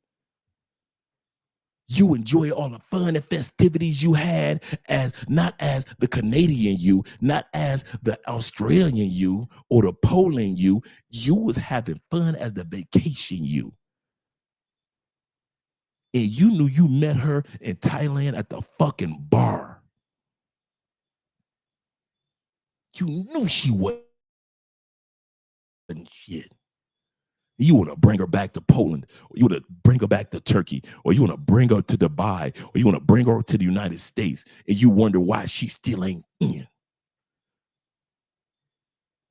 And you want to blame her for not being shit. I blame you for not admitting to yourself that bitch wasn't in. She was good for fucking, she was good for sucking, and she was good for getting the fuck out your face. That's what she was good for. And you over 40 fucking years old and you don't already know when a bitch ain't. You telling me you telling me that it's a slew of you motherfuckers that travel the world and you still can't tell between a bitch that ain't shit and a woman that is the shit? You telling me after 40 you still can't fucking tell? That's what y'all telling me. She just had the big breasts out in the small. I didn't know, Brother Spence. I didn't. Get the fuck out of my face. If my wife wasn't shit, I would know. If you introduced me to your girlfriend after 40, it would take me no less than maybe 30 seconds to 2 minutes to tell your woman ain't shit.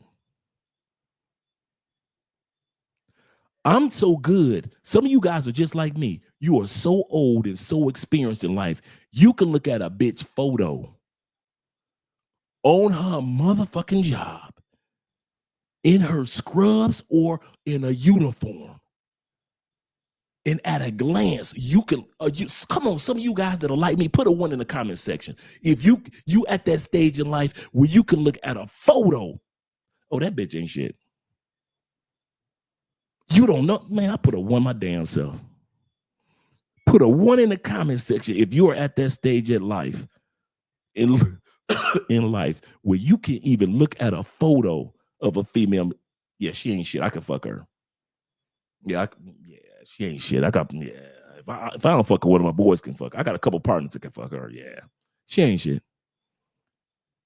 She can have an attorney uniform on. Her name could be Kamala. Yeah, I can fuck her. Yeah, I can fuck her. You know who ain't shit.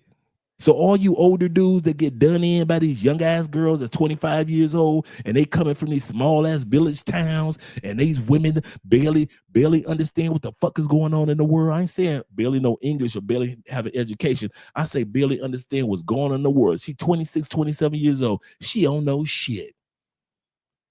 And you telling me you 48 and you didn't know she ain't shit? You got her at the clock tower in Cartagena and you didn't know she ain't shit. Every time you saw her, the first 5 trips, you had to come out your wallet, but you didn't know she wasn't shit. If you think I'm stupid enough to think that you that stupid, you must be stupid.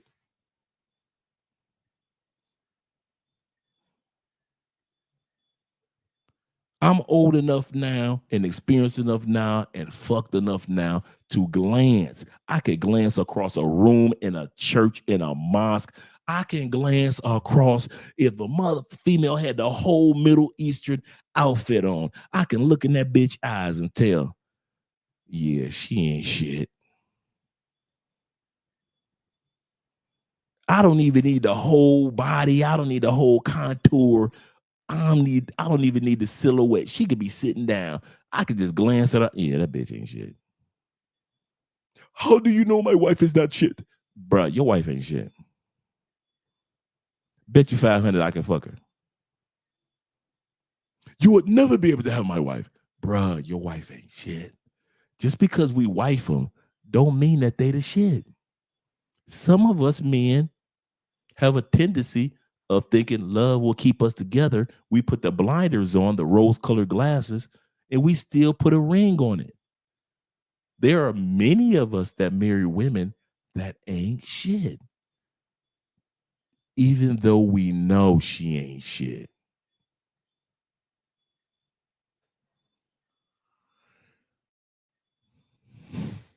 Y'all try to pretend. I would see you could have got away with that with some of these statements that y'all been making over the years about y'all didn't know these damn Brazilian women, they do us wrong. Oh, these Colombian women, they drugging us. Oh, these women over here in this country just doing us so wrong. They're playing the long game.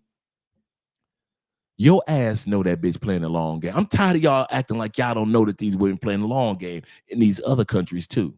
I'm tired of that one too. Man, she cooked the dude. The behavior patterns and characteristics of a person are going to come out. In other words, who they are is going to show up, whether it be 6 months from now or 6 years from now. It's going to show up. Why you with that bitch for 10 years? She showed you who she was month 6. Oh, you thought you were seeing a glitch in the matrix? I got you. It was a glitch in the matrix. She showed you who she was year 2. Oh, you thought that was another glitch in the matrix. Got you. She showed you who she was year 6 while you were still in Thailand. You still thought that was a glitch in the matrix. Then she took you for all your shit year 10, and you talking about she played the long game. Motherfucker, she showed you 6 months in she wasn't shit. It's you that ignored it. You saw it because you grown enough to recognize when a woman ain't shit. I'm grown enough to recognize when a woman ain't shit.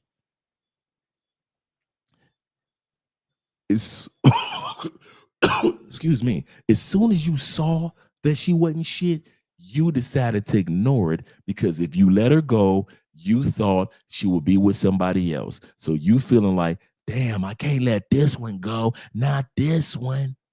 Not this one, dog. I can let all them other bitches go, but not this one, dog. You all in Bali. You done been in 9 countries, but you in Bali like, I got to keep this one. Man, dude, she half Philippine, half Australian, half Japanese, dog. I got to keep this one. And she got a fatty. Ain't too many Japanese, Australian, Philippine chicks with a fat ass like this. I got to keep a dog. So you ignore all other shit. And you think I'm supposed to be stupid enough to believe that you didn't know? I'm not black, I'm OJ. Okay. This shit is chess, not checkers. Facts, brother. Facts. Tired of y'all playing fucking dumb. That's why I said, can at least in 2025, can y'all do me a favor? I ain't lied to y'all about shit. I done gave you everything. The good stories about Andre, the fucked up stories about Andre. Can y'all do me one favor? Can I get 1 year? I gave y'all 6. I didn't ask y'all to give me 6. Can y'all give me 1 year where y'all stop acting like y'all fucking puppets that have no brain on the inside and you made of wood, or you need to go to Oz and get a fucking brain or some courage and shit or some fucking heart about yourself. You need to see the wizard before you understand that the women ain't shit. There are some good women and there's some ain't shit women. Can I get 1 year of y'all stop acting like y'all didn't know that bitch was gonna drug you? I knew the bitch was gonna drug you. And you want to pretend like you didn't know that bitch?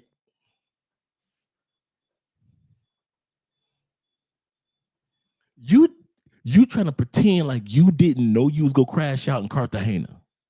I didn't know. I brought 3 bitches back to my Airbnb. I didn't know. I didn't know. I know I don't bring prostitutes back to my house in the States. I've never done that in the States before. I know I've never brought one prostitute to my home in Connecticut. Not one. I've never brought a prostitute to my home in Kansas. But yes, I've brought prostitutes to my Airbnb in my hotel room, 4 of them in Cartagena. How did I get drugged? But I'm supposed to play stupid for views. See, there's YouTubers out there that will play stupid for you for views. What? No, man. How? Tell us about it. This is an exclusive interview of a brother got drugged by 9 women in his Airbnb. Tell us about it, brother.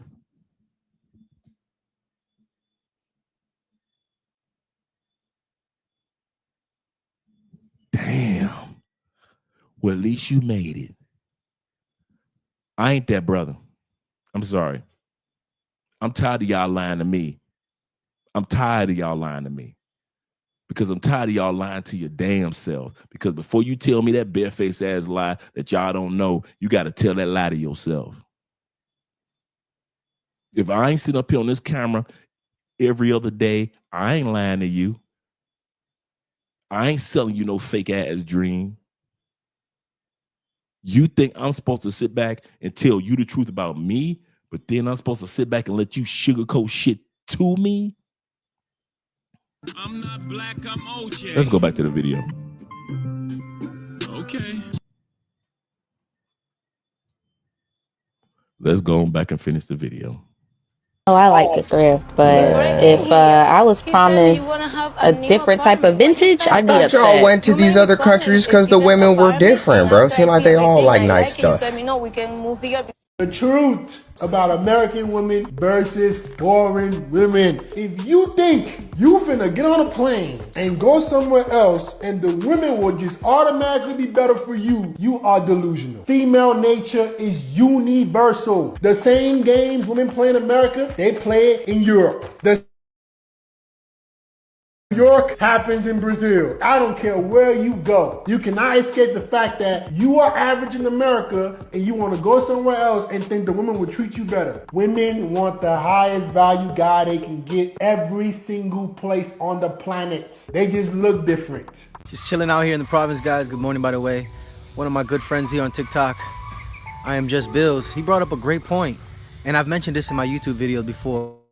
Come here and with the culture and the Filipino ways, but oftentimes some foreigners bring their Filipino back to their country, and in some cases that woman can change, not all, but in some cases, but naturally she will change and become like an American. She'll become Americanized, and a lot of us foreigners fell in love at first with those Filipino core values that the Pinays have, and in my opinion, I'd feel sad if she ever lose those. So if you guys out there, you foreigners, if you don't want to Americanize your woman by bringing her back to the States, then you guys could just live here. It's a more peaceful life, cheaper life, and I sent for my wife to America. I sent her to school. Now she's making more money than me, and she left me. Why won't she leave you?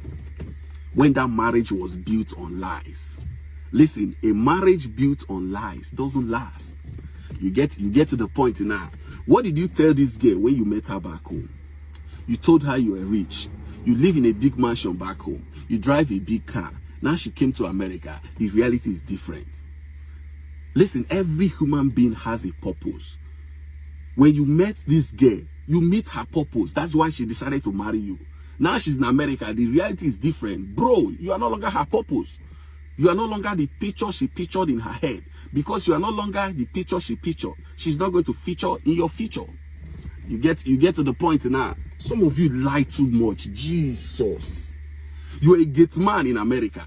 But when you go home to go and look for wife, you tell this innocent woman that you're a general manager. GM, gate man, GM, general manager, GM. They are all the same GM. Bro, be specific.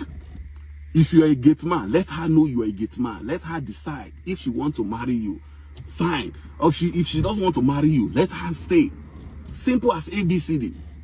You are the one creating unnecessary problem for yourself. Because the lie you lied today, when the lie will come back to you, bro, it will hit you bad. You get to the point now. Don't start your green card marriage case yet if you haven't finalized your divorce from your first marriage. I'm going to tell you a crazy story about a client who started a green card marriage case for his wife in Pakistan, got it approved in America by USCIS, but the problem was when he went to the embassy with his wife, they only let her in, did the interview. They ended up refusing the visa and sending the case back to the United States. Here's what happened. So my client was married, to somebody in Pakistan, started the divorce process, but while that process was pending, he didn't realize the divorce had not been finalized and he got married to another person at the same time.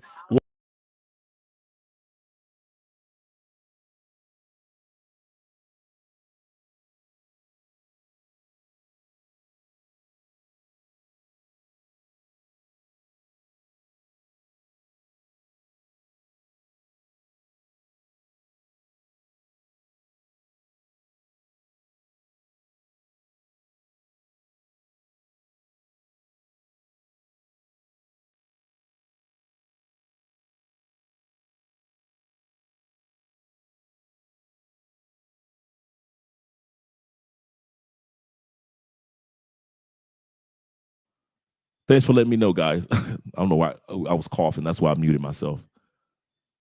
Real quick, he just mentioned it. For a lot of you guys that don't realize, if you have a girlfriend that's going for the visiting visa or the fiance visa, or if you have a wife and you're bringing her to the United States, that interview is by herself. You're not sitting there next to her to coach her or to talk to the agent with her. It's her by herself. So thanks, Tevin. It's her by herself. So don't think that it's you and her when she goes in. He's absolutely correct. It's just her alone. Let's go back to the video. Why is that a problem? Because USCIS, that's U.S. immigration, will not recognize another marriage if one is already in place. That's bigamy. It's like two marriages. It's against the law. So technically what happened was that he was married to two women at the same time. Now, he happened to be in Pakistan, and over there, you can have another person that you're married to simultaneously with being your wife. Okay. But the problem was the U.S. government did not recognize it. And somehow he did the case on his own, got approved in America the first time around because he showed them some sort of document saying that he was in the divorce process. That document was dated prior to his marriage, but the final divorce decree was after the marriage. So U.S. immigration said, nope, we're not going to allow this. And he only realized this after basically 2.5 years of going through the process. And now he's trying to get his divorce case fixed so that they could recognize a second marriage. Yeah, I tried to do separation. He in the same roof. Things haven't done it good like expected because you haven't respected my space. I know I haven't respected your space. Yeah, and you try to be a little bit, like very pursue me. I don't like people pursue me. I don't like people try to, chase me. I don't like that thing. You know that. I don't like to be chased. And for real, the only reason that I want to talk to you because right now, because I'm feeling for real, I want to get out of the house, and I want my divorce.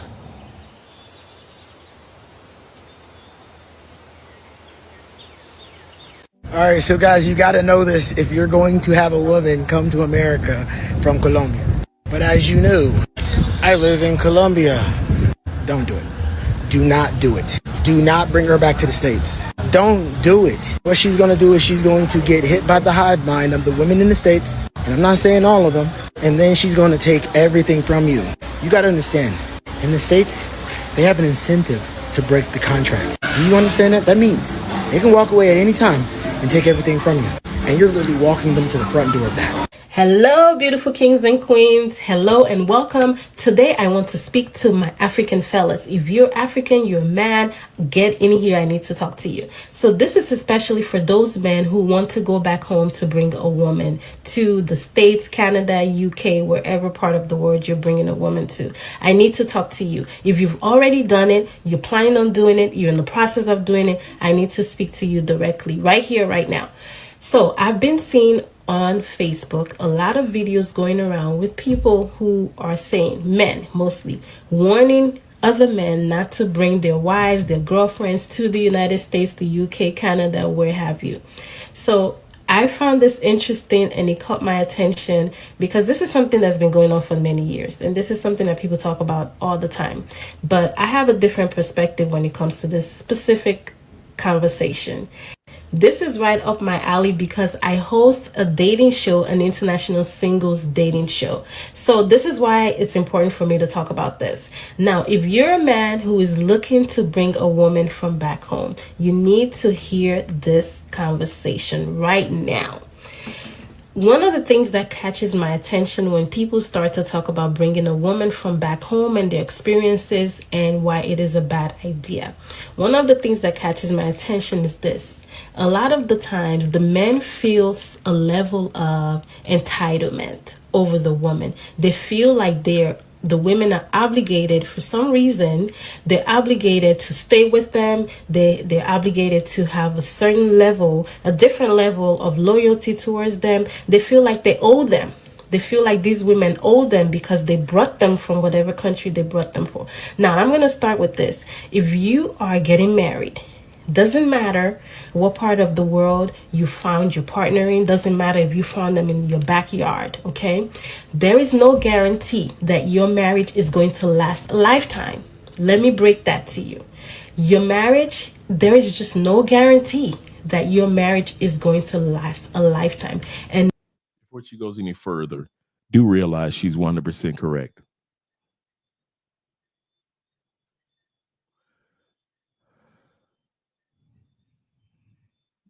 Before you take a woman, and ladies, in your case, a man, back to the States, already be prepared to be at peace, which is hard to do, with the fact that if that person leaves, if Andre and I separated, I would be hurt. But I'm at a stage of life where I will still have peace in my life. I will be hurt, but I wouldn't be torn down, destroyed, dismantled. Because I refuse to give anybody that type of power in my life. Be prepared that if that person walks away, you'll still be hurt, but not dismantled like a lot of guys get. Getting bitter getting upset, getting demonstrative. Don't do that. I mean it, guys. I love my wife. I love my life and everything. But I refuse to let the life that I have destroy the person that I am. I won't become a different Andre if Andrea is not around. Would it be a few months, maybe 6 to 7 months of being disappointed? Absolutely correct. But I would not be walking around in turmoil. I've already come to peace with the what if. So if you bring a woman back to the States, the only men that I recommend that can bring a woman back to the States is a man that realizes I am bringing this person to a country of 60% divorce rate. You got to be able to be at peace with that. I am bringing that person back to a country where she could take 50% of my shit. You got to be at peace with that. You are bringing a person back to to a country where she could become modernized and she could become extremely materialistic. You have to be at peace with that. If you're like me and many other men, I can't be at peace with that. So that's another reason why I can't bring the person that I love back to the United States to live permanently. I cannot be at peace with that. But for you that do bring a person back, be ready for certain things. Stop acting like you're surprised when divorce happens. You're bringing her back to a country that's 50 to 60% divorce rate. It's actually 57%. You're bringing her back to a country where materialism rules. Stop acting surprised when she becomes materialistic. Where modern women rule. I don't know what politicians they've been sucking over the last 10 years, but they've been sucking the right politicians because politicians bow down to modern women over the last 10 years. You live in that country. You're bringing her to that country. Stop acting like you're stupid and you don't know and you didn't know the divorce rates in the United States and you didn't know that you were bringing the traditional Filipinian, that traditional Thai woman to a materialistic country. You knew it. Be at peace with it. If it goes right, great. If it fucks up, be at peace with your decision because you did it. Buck stops with you. Stop playing like you're stupid because you're not. I'm going to say that again before we go back to the video. Stop pretending like you're stupid. You are not. You know better, grown man. Act like it. Let's go back to the video. No one is obligated to stay with you.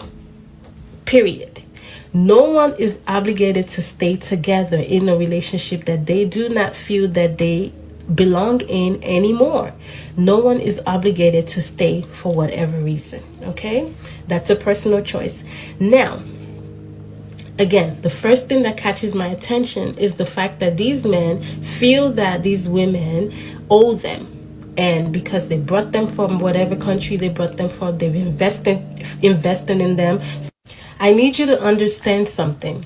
When you uproot a person, a woman, from a community where she is comfortable, you take her out of her comfort zone and you try to integrate her into a new system, you need to have an incredible level of patience. You need to understand that there is something called evolution. People evolve. Okay, you as an individual over the years will evolve. Your mindset will start to change. What you thought was okay, what you thought was good, what you thought was a good lifestyle at 20 may not be the same thought process that you have at 35. So people evolve. But what I see that is common in these men is that they bring women from back home and they expect them to stay at the same level that they were when they brought them. they expect them to function at the same level that they did in their mindset that they did when they brought them from Africa. And so they get uncomfortable, they get very, very entitled, and they become uncomfortable when these women start to learn that they have a voice. Because when you are in a civilized community, a civilized society, you start to learn as a woman that you have a voice. You start to learn who you are. You start to learn your power. And these men become very uncomfortable with that. So if you are the kind of man who wants to go back home to bring a wife, I need you to pause. First of all, you need to look within yourself. What kind of man am I? What is my reason for going back home to bring a wife? Why is it that I cannot pick a wife from where I currently am? And I'll tell you why you can't pick a woman from where you currently are. A lot of times it is because these men, they see that the women in their society, the women in their community are not going to take their bullshit. And so they go back home to bring a woman who they feel that they can shape and mold into someone who will be subservient, someone who will not evolve, someone who they can, again, shape and mold to whatever it is that they want, and who will not say a word about whatever BS they throw their way. Now, she's speaking from the perspective of the mind of a woman. She's not married from what we see. There's no ring on her fingers. She's also in the States based off what she's been talking about. So from the perspective of a woman, she automatically assumes that we're looking to manipulate and we're looking to control and we're looking to, hypnotize a woman, especially if she's younger. We're just trying to control. Shout out to my man Theo in the building, as well as Esco. We're trying to control people. Blade Runner also, shout out to you, brother. And for many of us, we know that no matter where you go in the world, you cannot 100% control a woman. But most women don't know that. Why? They don't date women. This woman is speaking from the perspective of what she assumes how we think and what we're looking for. Most of us already know that if you go to Japan, you can't manipulate all Japanese women. If you go to Thailand, there are women that have opinions there too. Come here to Colombia if you want to. If you think that when these cameras go off, Andrea does not have an opinion about a lot of stuff that goes on in this household, you got the wrong couple. No matter where you go in the world, women already have a damn opinion. But let these women that are in the United States talk. They think they were all manipulators. Why? Because women in the United States, for the most part, don't date women. In other words, they don't know what the hell they're talking about, so they guesstimate what they're talking about.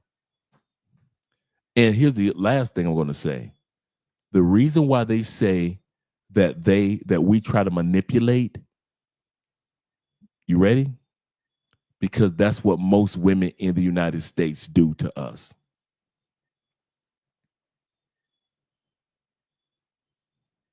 Most women in the United States are manipulators. Your cousin, my cousins. Your sister, my sister. Your kinfolk, my kinfolk.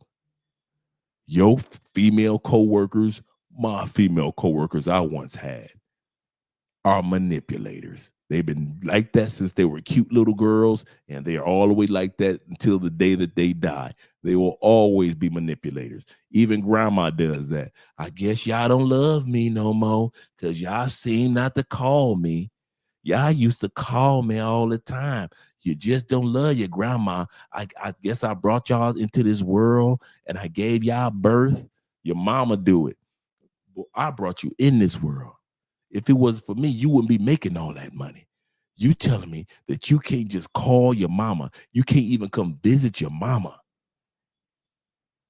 Women will always be manipulators. Your mom and my mom was like that too. Now, not all day long doing that, But when they want to, they'll do it.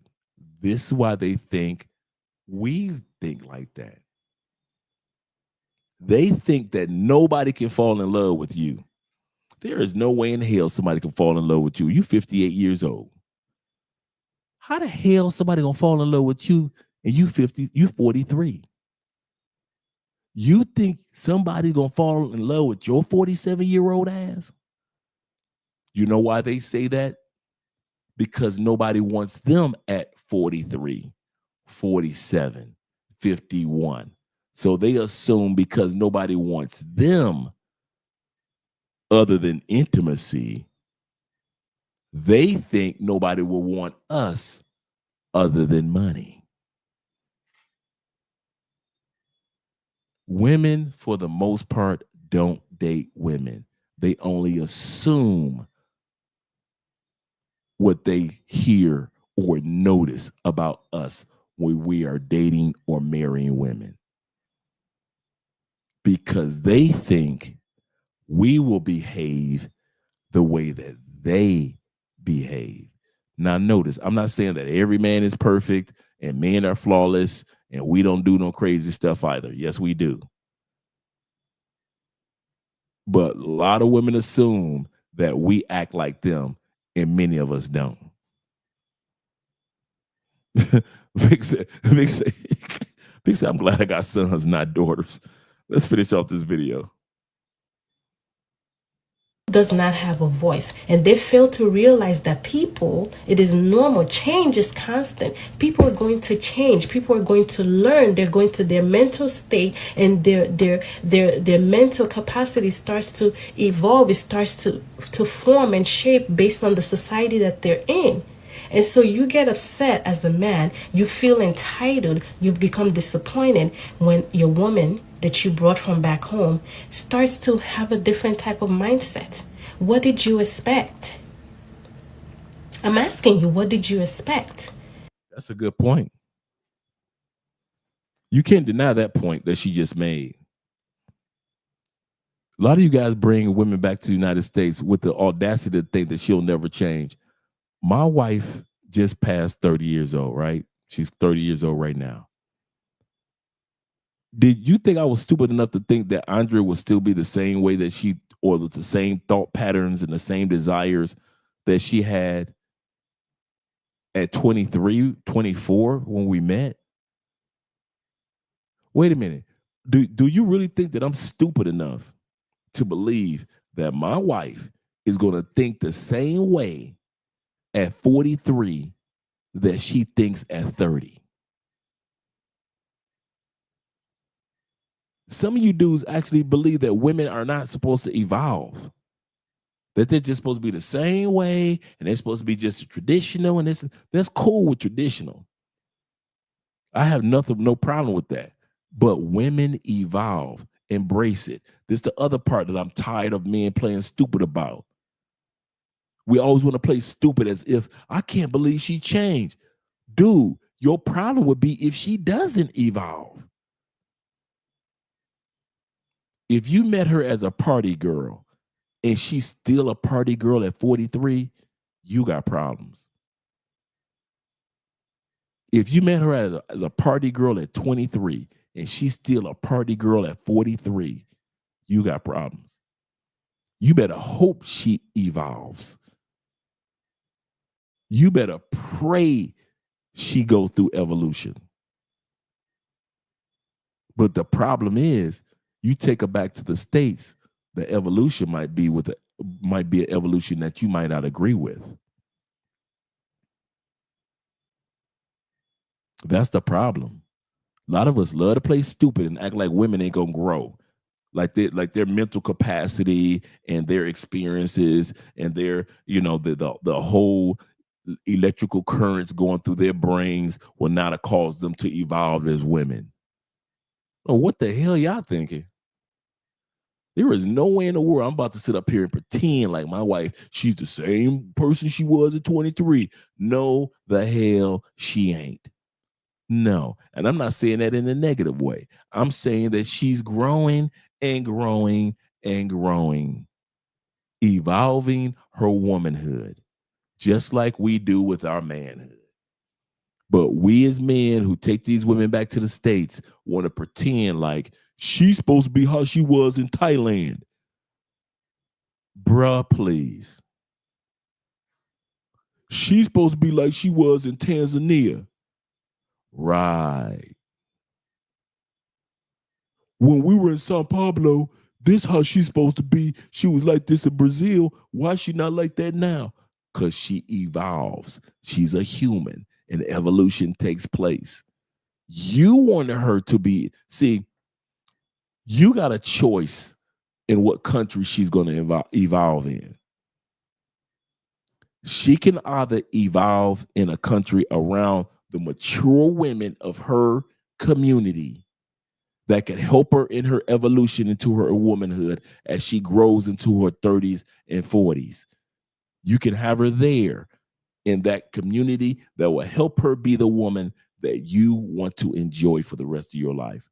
Or you can bring her back to the States and let her evolve around Shanika, Keisha, and Karen.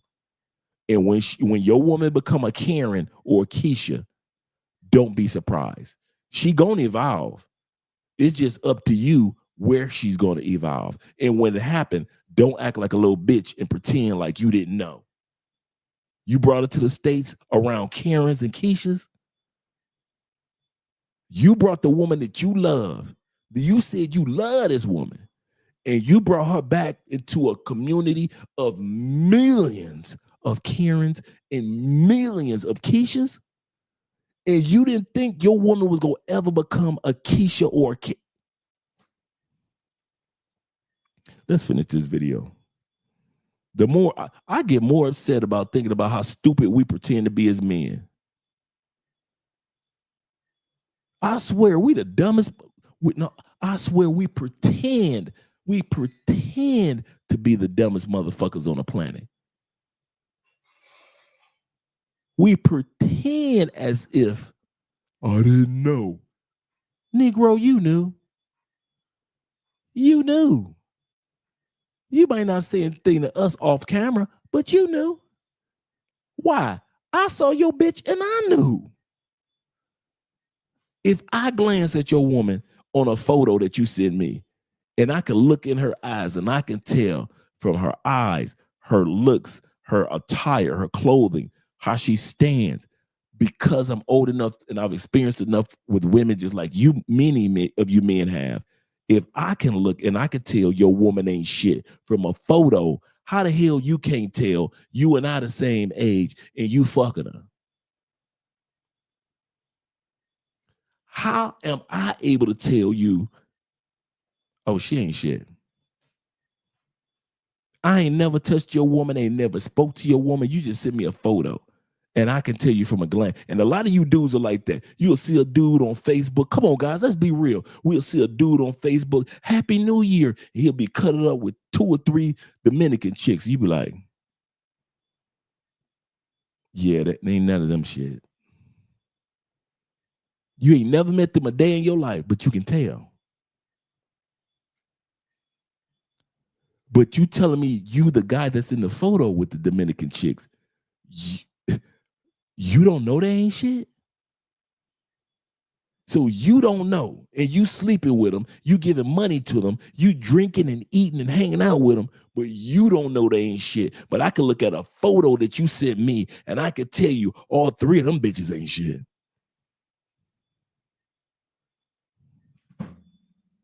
I'm tired of men pretending to be stupid when we know we aren't stupid.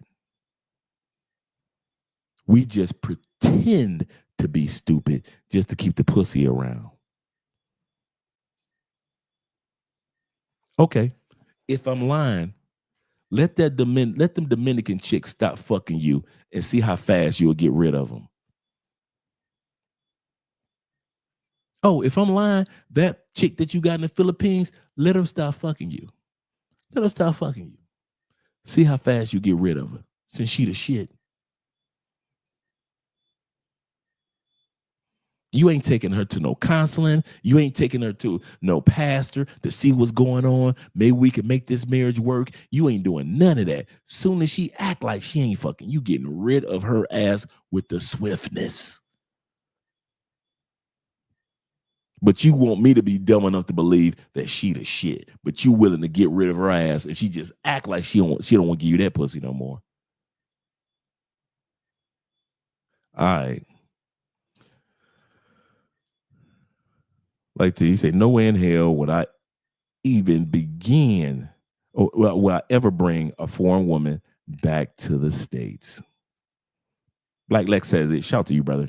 He said the company you keep can be a reflection of yourself. This is so true. So true. Bringing up around the KK Keishas. Yep. And then want to be surprised when she become a Keisha. I can't believe she changed. She's leaving me. She taking half my stuff. Man, I'll be feeling sorry for you dudes. Man, I never feel sorry for you dudes. I don't even want y'all to feel sorry for me. Let's say, you know what? Andre and Andre, they didn't work out. Don't feel sorry for me. Man, I'm mentally, my parachute is mentally prepared. I'm at peace. That's why I don't have any exes that ever worried about me coming back, because I was always at peace when it came to an end. I ain't never smashed no ex, ever. Ain't none of my exes could come on this camera and say, Andre came back and got this coochie. Not a one.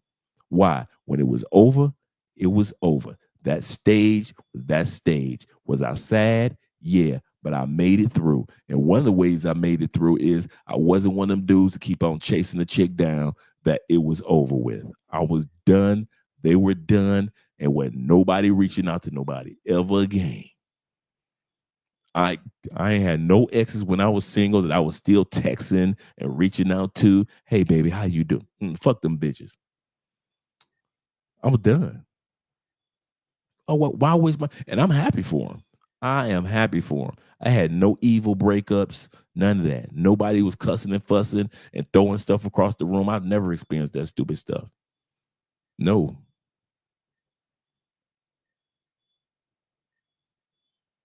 In other words, I don't pretend or lie to myself about a breakup.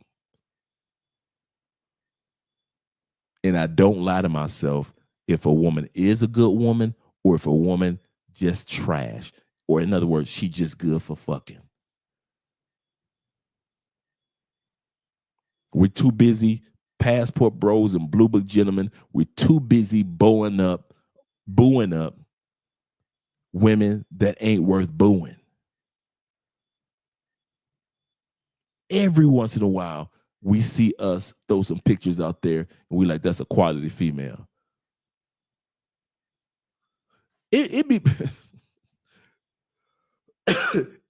hey, check it out, fellas. It'd be times when some of you dudes throw a Facebook, a WhatsApp female, y'all booed up with her, and she's celebrating your birthday with you. And I'm like, cool. And all the other dudes be co-signing like, she's a keeper, dude. I be like, dude, this look like somebody he just fucking him. He just having fun on his birthday. She's a keeper. She got a sister. She's got a cousin. What about her mama? I'm like, dude, the brother just having fun for the night. I can tell from the photo he just enjoying his night. Oh my God, she's so fine. Man, if I had her, I say, boy, some of y'all dudes co-sign the fuck up. If the fuck up was to occur, many of you dudes be co-conspirators of the fuck up. Yep, just like this Travis Hunter situation. At least he got the excuse of saying that he's young with money. He gonna get over that. Capricorn Way says this. Shout out to you, brother. He says, many people married for resources, etc. There are really no benefits for men in modern times, mainly having kids, but it's a strong possibility, strong for any of us, that it doesn't work. Colombia even just recently changed their laws over the last month to where women have no excuse divorces. Remember, Colombia used to be like a list of excuses. You ain't got to have no excuse now in Colombia. They just changed it. Now, when it comes to splitting up the proceeds, it's still the same. Whatever you came in with, you keep. Whatever she came with, she keeps. And whatever y'all made in the circumference of the marriage, y'all split 50-50. Now, that still exists. But as far as like, she's Colombia, Andre can wake up in the morning and be like, I want a divorce. I can't do shit.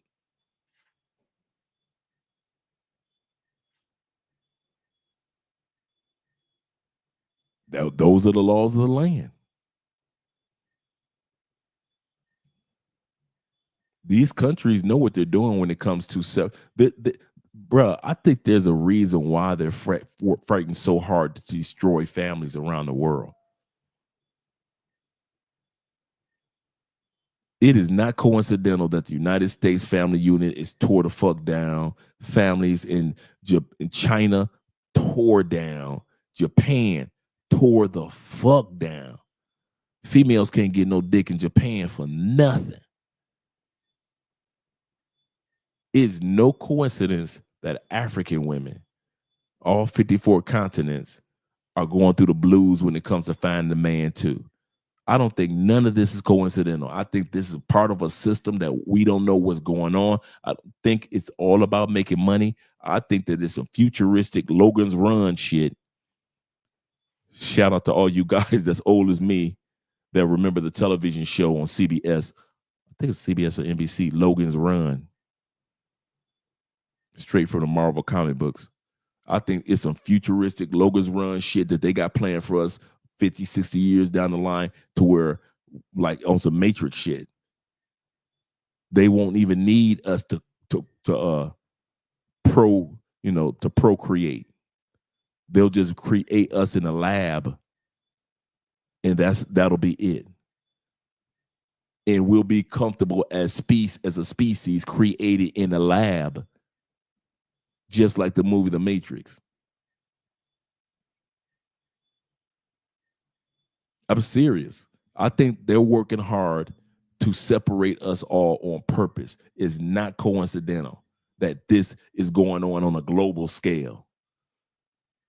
Women think that they're fighting for their rights and not realizing they're tearing down generations of family in the name of materialism. Okay, now you got a job and you can buy you a new purse and some high heels, but you're the loneliest motherfuckers. You own more drugs and more alcohol than you ever been in human history, women. You drink more than men do. You, in many countries, including the United States, you're surpassing men when it comes to getting incarcerated now. And these are the women that are idolized in other countries. They've got freedom. They've got heels. They've got purses. They've got perfume. I want to be like American women. So all these other countries are following American women down to the hellhole, down to the hole of hell, and not realizing it.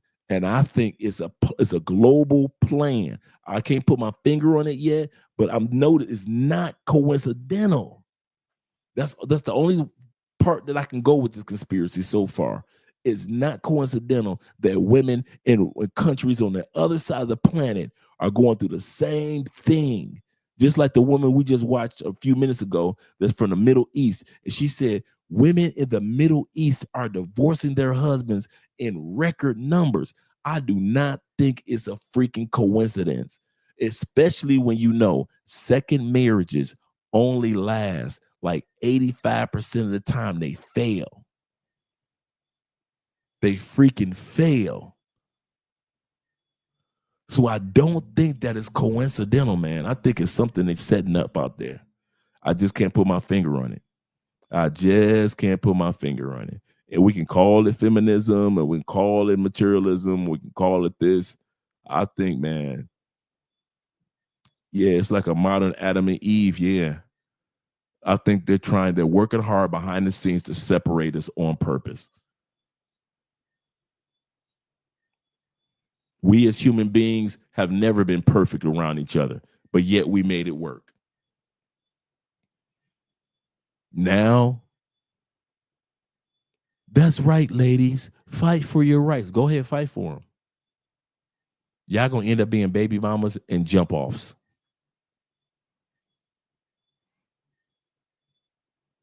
%50 of all men are single. That doesn't mean 50% of all men ain't fucking. That just means that we fucking y'all and ain't marrying y'all. That's all that is. When a woman sits back and say, I don't think I'm ever going to get married. Cool. That means that a bunch of us can fuck you for the rest of your life and put a couple kids in you at the same time. That's all women are saying in the mind of us men. Men don't care if women do not get married. We do not care. I don't know why women think when they announce that we're supposed to be like, what? Oh my God, she's not getting married? That's crazy. All I think is that, okay, so you about what, 37? You gonna live on this planet till you like 67, 77? That means you got 50 more years on this planet. That means that you just gonna be sucking random dicks for 50 years. That's all you saying to me. You got desires. You got needs that need to be fed. So who gonna feed them? If it's not a husband, that means it's gonna be a bunch of random ass dudes. No, it's not. Yes, it is. Yes, it is, ladies. If women in the Middle East are divorcing in record numbers, then there's no hope for me.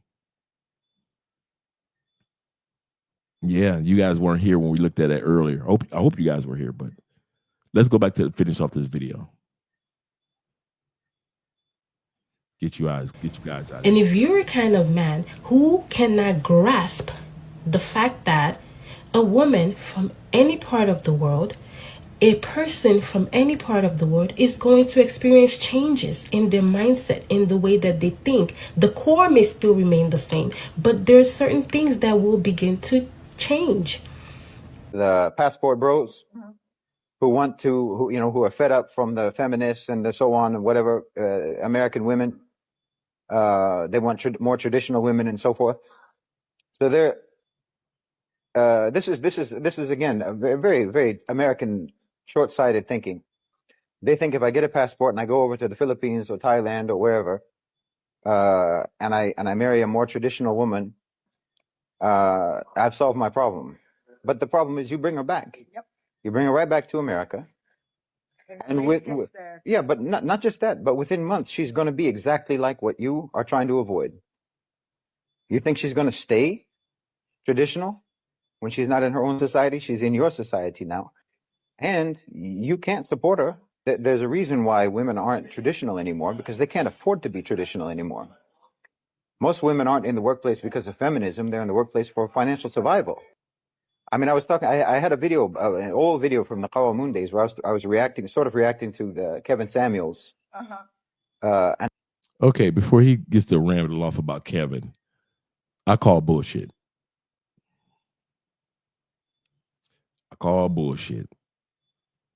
Women can't be traditional anymore because they can't afford it because it's so expensive. He can say that to men that don't have passports, that don't know on the other side of the planet, women have been working their ass off, and yet they're still traditional, submissive, encouraging, helpmeets, supportive of their husbands, their boyfriends. They struggle like any human being, but yet they're able to make it. See, if I hadn't had a passport and I haven't traveled, I would have believed what he just said. And a lot of you dudes that don't travel, you believe what he just said. Women in the United States, they aren't traditional because economically they can't afford to be. They're working. You telling me that you can't afford to cook, but yet you're hungry. You're telling me you can't afford to iron, but you wear clothes. You're telling me you can't afford this or that or this, but yet those are the same things that you need, like I would need.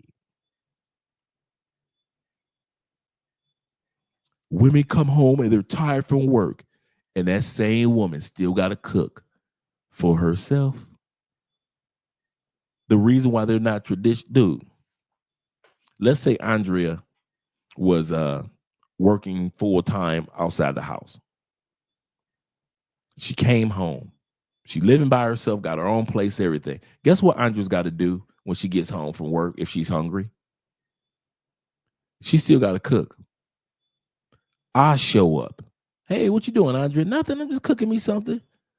How many seconds would it take to put an extra scoop of rice in the rice that she's already cooking for herself and an extra piece of chicken in the grease that she might be cooking for herself? Well, in my case, it would be fish. No extra, oh my God, I'm struggling to put an extra scoop of rice. I can't believe it. Oh my God, to put this extra piece of fish for Andre, it's just so hard. It was that fucking hard to just cook for yourself and just put an extra piece of fish and an extra scoop of rice in a pot that you're already cooking in. What good are you?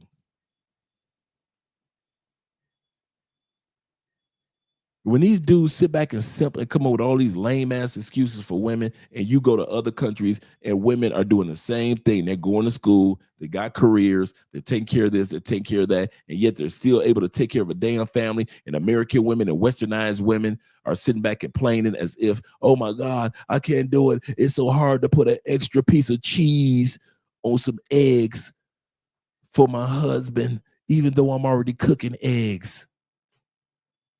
The fuck?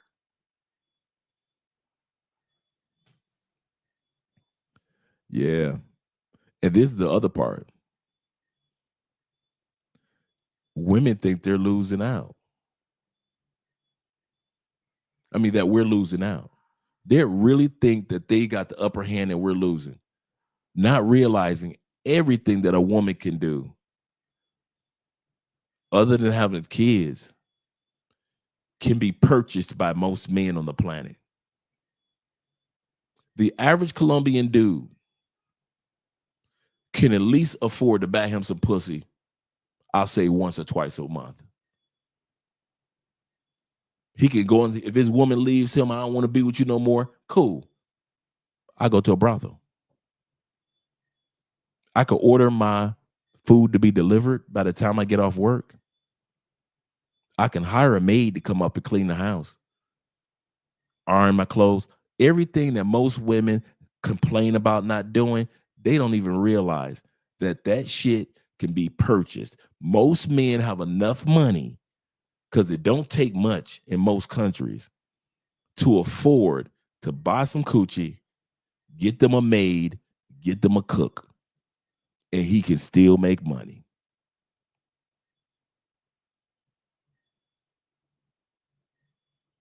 He can still make money.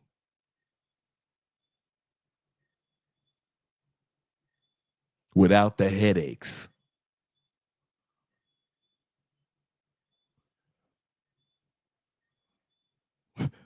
T-Mac says it's cheaper to raise kids in Colombia than bring them back to the States.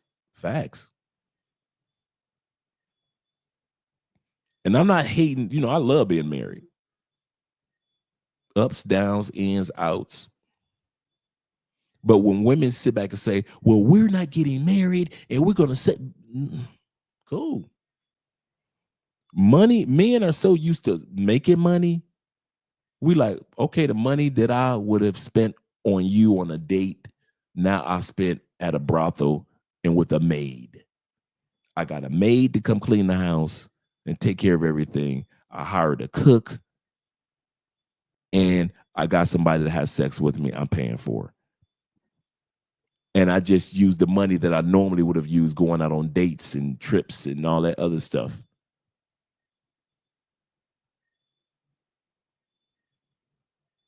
Women have made being single for men extremely convenient and affordable. So when they sit back and they say 30% of men are single, okay. They ain't saying 30 to 50 to 60, 70% of men ain't fucking. I bet you they ain't gonna put that one out there. 70% of men are not having sex. No, men are still fucking. Men are still getting their houses cleaned. Men are still doing a maid service. It's too easy now. It's really too easy. It's almost as if this generation of women want to feel like they can punish a man into controlling him. And they don't realize, ladies, listen, you could be replaced.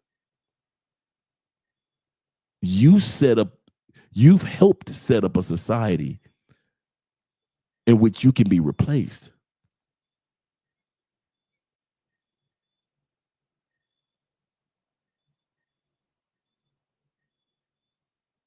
You must hate women. That's what they try to say about us. And yet they will still have sex with us. Which one is it, ladies? Do we hate you? If we hated you so much, why are we still having sex with you? Why are we still going to all these expensive restaurants with you? Why are we still taking these trips with you? But we hate you. Yeah. Let's wrap this one up real quick, this video. Now, how he used to, mock and condemn women who worked and say that you wasted your life. You wasted your life on a career, and now you're 40, whatever, and you want a man.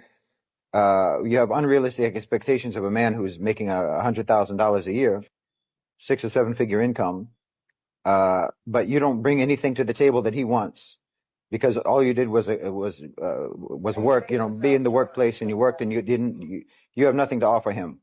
Okay. But the fact that she wants to marry a man who is making a 6 or 7 figure income means that she wants to be traditional. That's bullshit. Oh my goodness. Did I say that out loud? The reason why she wants a man of 6, 7 figure income is because she wants to be a traditional woman. These women went on Kevin Samuel's show and time again told him, I don't need to cook. I don't need to clean. I have my degrees. I'm a PhD. I don't need a cookbook. He ain't talking about that part. So he's talking about Kevin Samuels.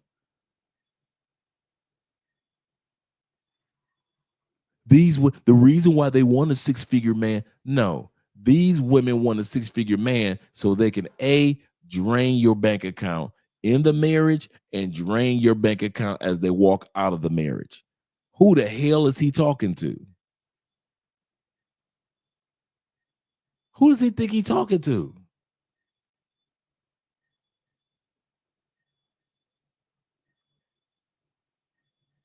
Man, one thing I've learned, I don't know if this dude got money or not, but as we've seen, because the world is televised now, we've seen many people with a lot of money, when it comes to relationships, they don't know what the heck they talking about. When it comes to investing, they're the best.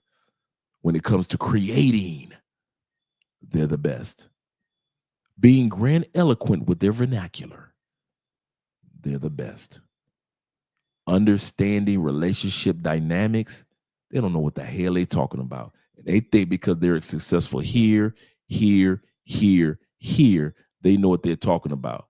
Hell no. You trying to tell me women been clamoring for 6-figure dudes and they want to be traditional?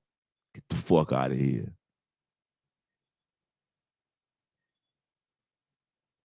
Okay. She wants to be at home. She doesn't want to be working. That's a situation that the economy forced on her. And now you're bringing a girl back from the Philippines back into that same system. What do you think is going to happen? She's going to have to work too. All the same things are going to happen. Why don't you get your passport and just move? Yeah. That's how. Now he's right when it comes to that one. Don't let that slide by. You don't, the bottom line, this is the last part of the video. The bottom line is tonight, gentlemen, as we end it. If you don't want to be a part of the high statistic of bringing your woman, or ladies, in your case, your man, back to the United States in the high rate of divorces, get your money right. I don't care if it takes you 5 years, 15 years. Get your money right. Get your passport and leave. Because he's 100% correct. You cannot bring somebody in a country with a 57% divorce rate and think that they are not going to want to be divorced. You cannot take and put somebody in a 100% capitalistic, materialistic country and think that they won't become a capitalist and materialistic.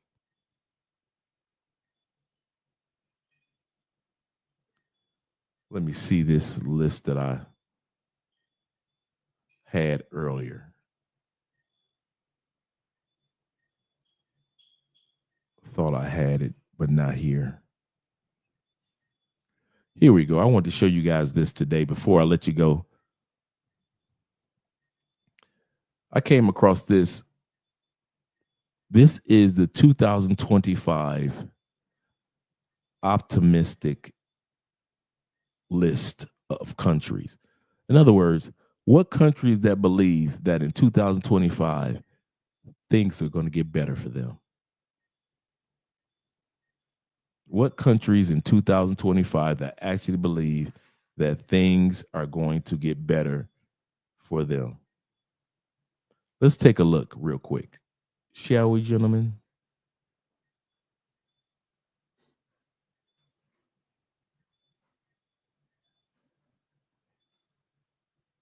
Right here, let me make sure we're sharing the same screen. Let me move meat out of the way. Oh, I'm really in the way. Let's go back here. These are the most optimistic countries in the world right now. Let me make this a little larger. Let's take a look. This came out December 29th, 2024. The first most optimistic country in the world, Indonesia. Why not the United States? Why not Canada? Switzerland, Sweden, Austria, Germany, anyone? Why aren't they in the top 10 of this list of the most optimistic countries that think that shit gonna get better? Number 2, Colombia. 88% of Colombians believe that life is going to be better. China. You didn't think it was going to be a superpower up there? China's up there. Philippines, Peru, South Africa, anywhere?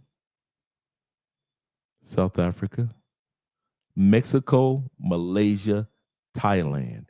We just went and hit about 10 countries so far. As bad as things are in Argentina, even Argentina, with their high rate of inflation, think things are going to get better. Brazil, Chile, we've been hitting all of South America.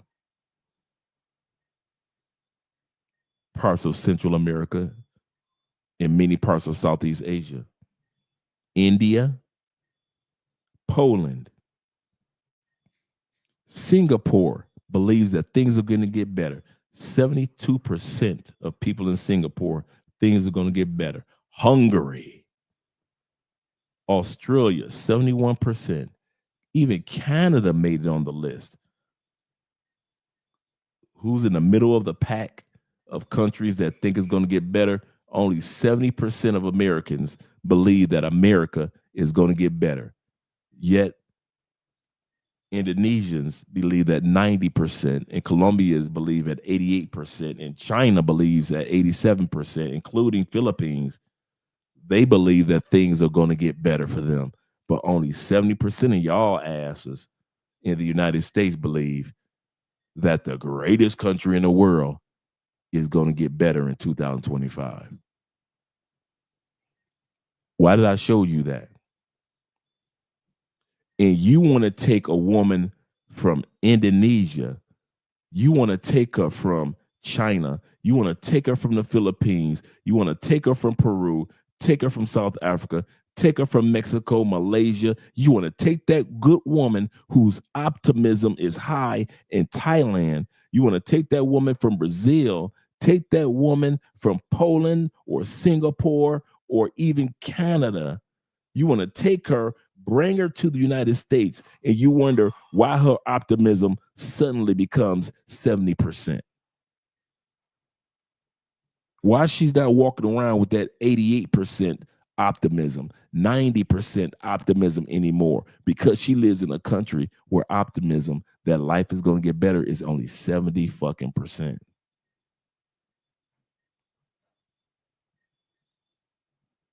That's why I showed you this list.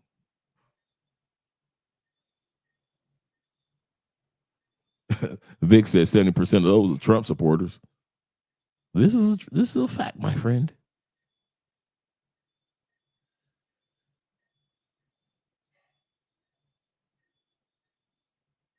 Yeah, Colombia, number 2.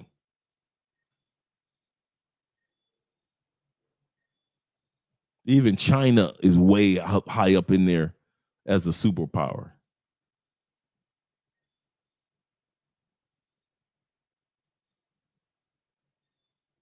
By the time we get to the bottom, let's take a look. Let's see if there's any European. We got Switzerland. Okay, now when it comes to after the U.S., now we got European, 70%, Romania, Ireland, Switzerland, 69%, Netherlands, Sweden, Spain, UK at 61% think it's going to get better. Turkey, Italy, Germany, only 50% of German people believe that it's going to get better. South Korea, Belgium, France, only 50-50 chance that they think it's going to get better in France. And at the bottom of the list, Theo, Japan. Only 38% of Japanese people believe shit gonna get better. 63% of Japanese people surveyed said ain't nothing gonna change. Ain't nothing gonna change. The average is 71%.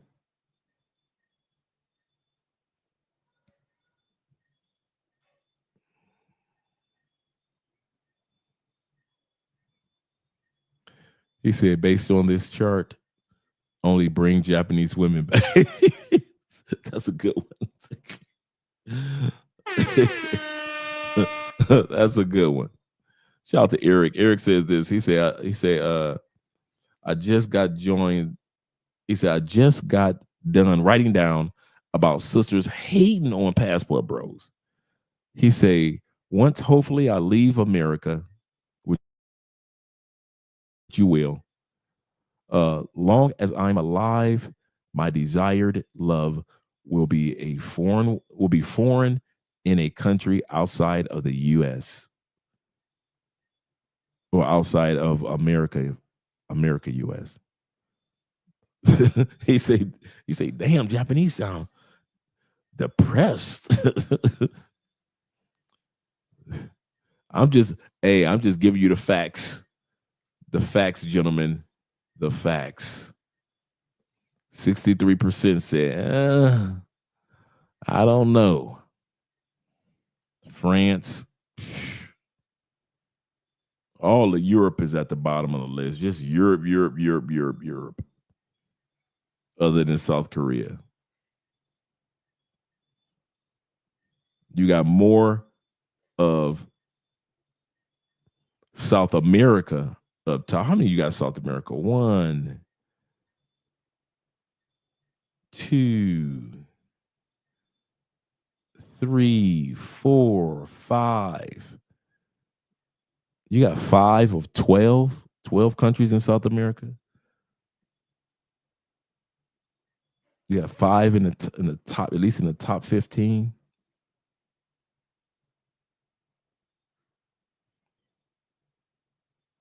Yeah, man. But let me not hold you guys up any longer. I know it's been a long night hearing me rumble off at the mouth. I appreciate you guys being here. Appreciate you guys' support. Make sure you guys subscribe to the channel.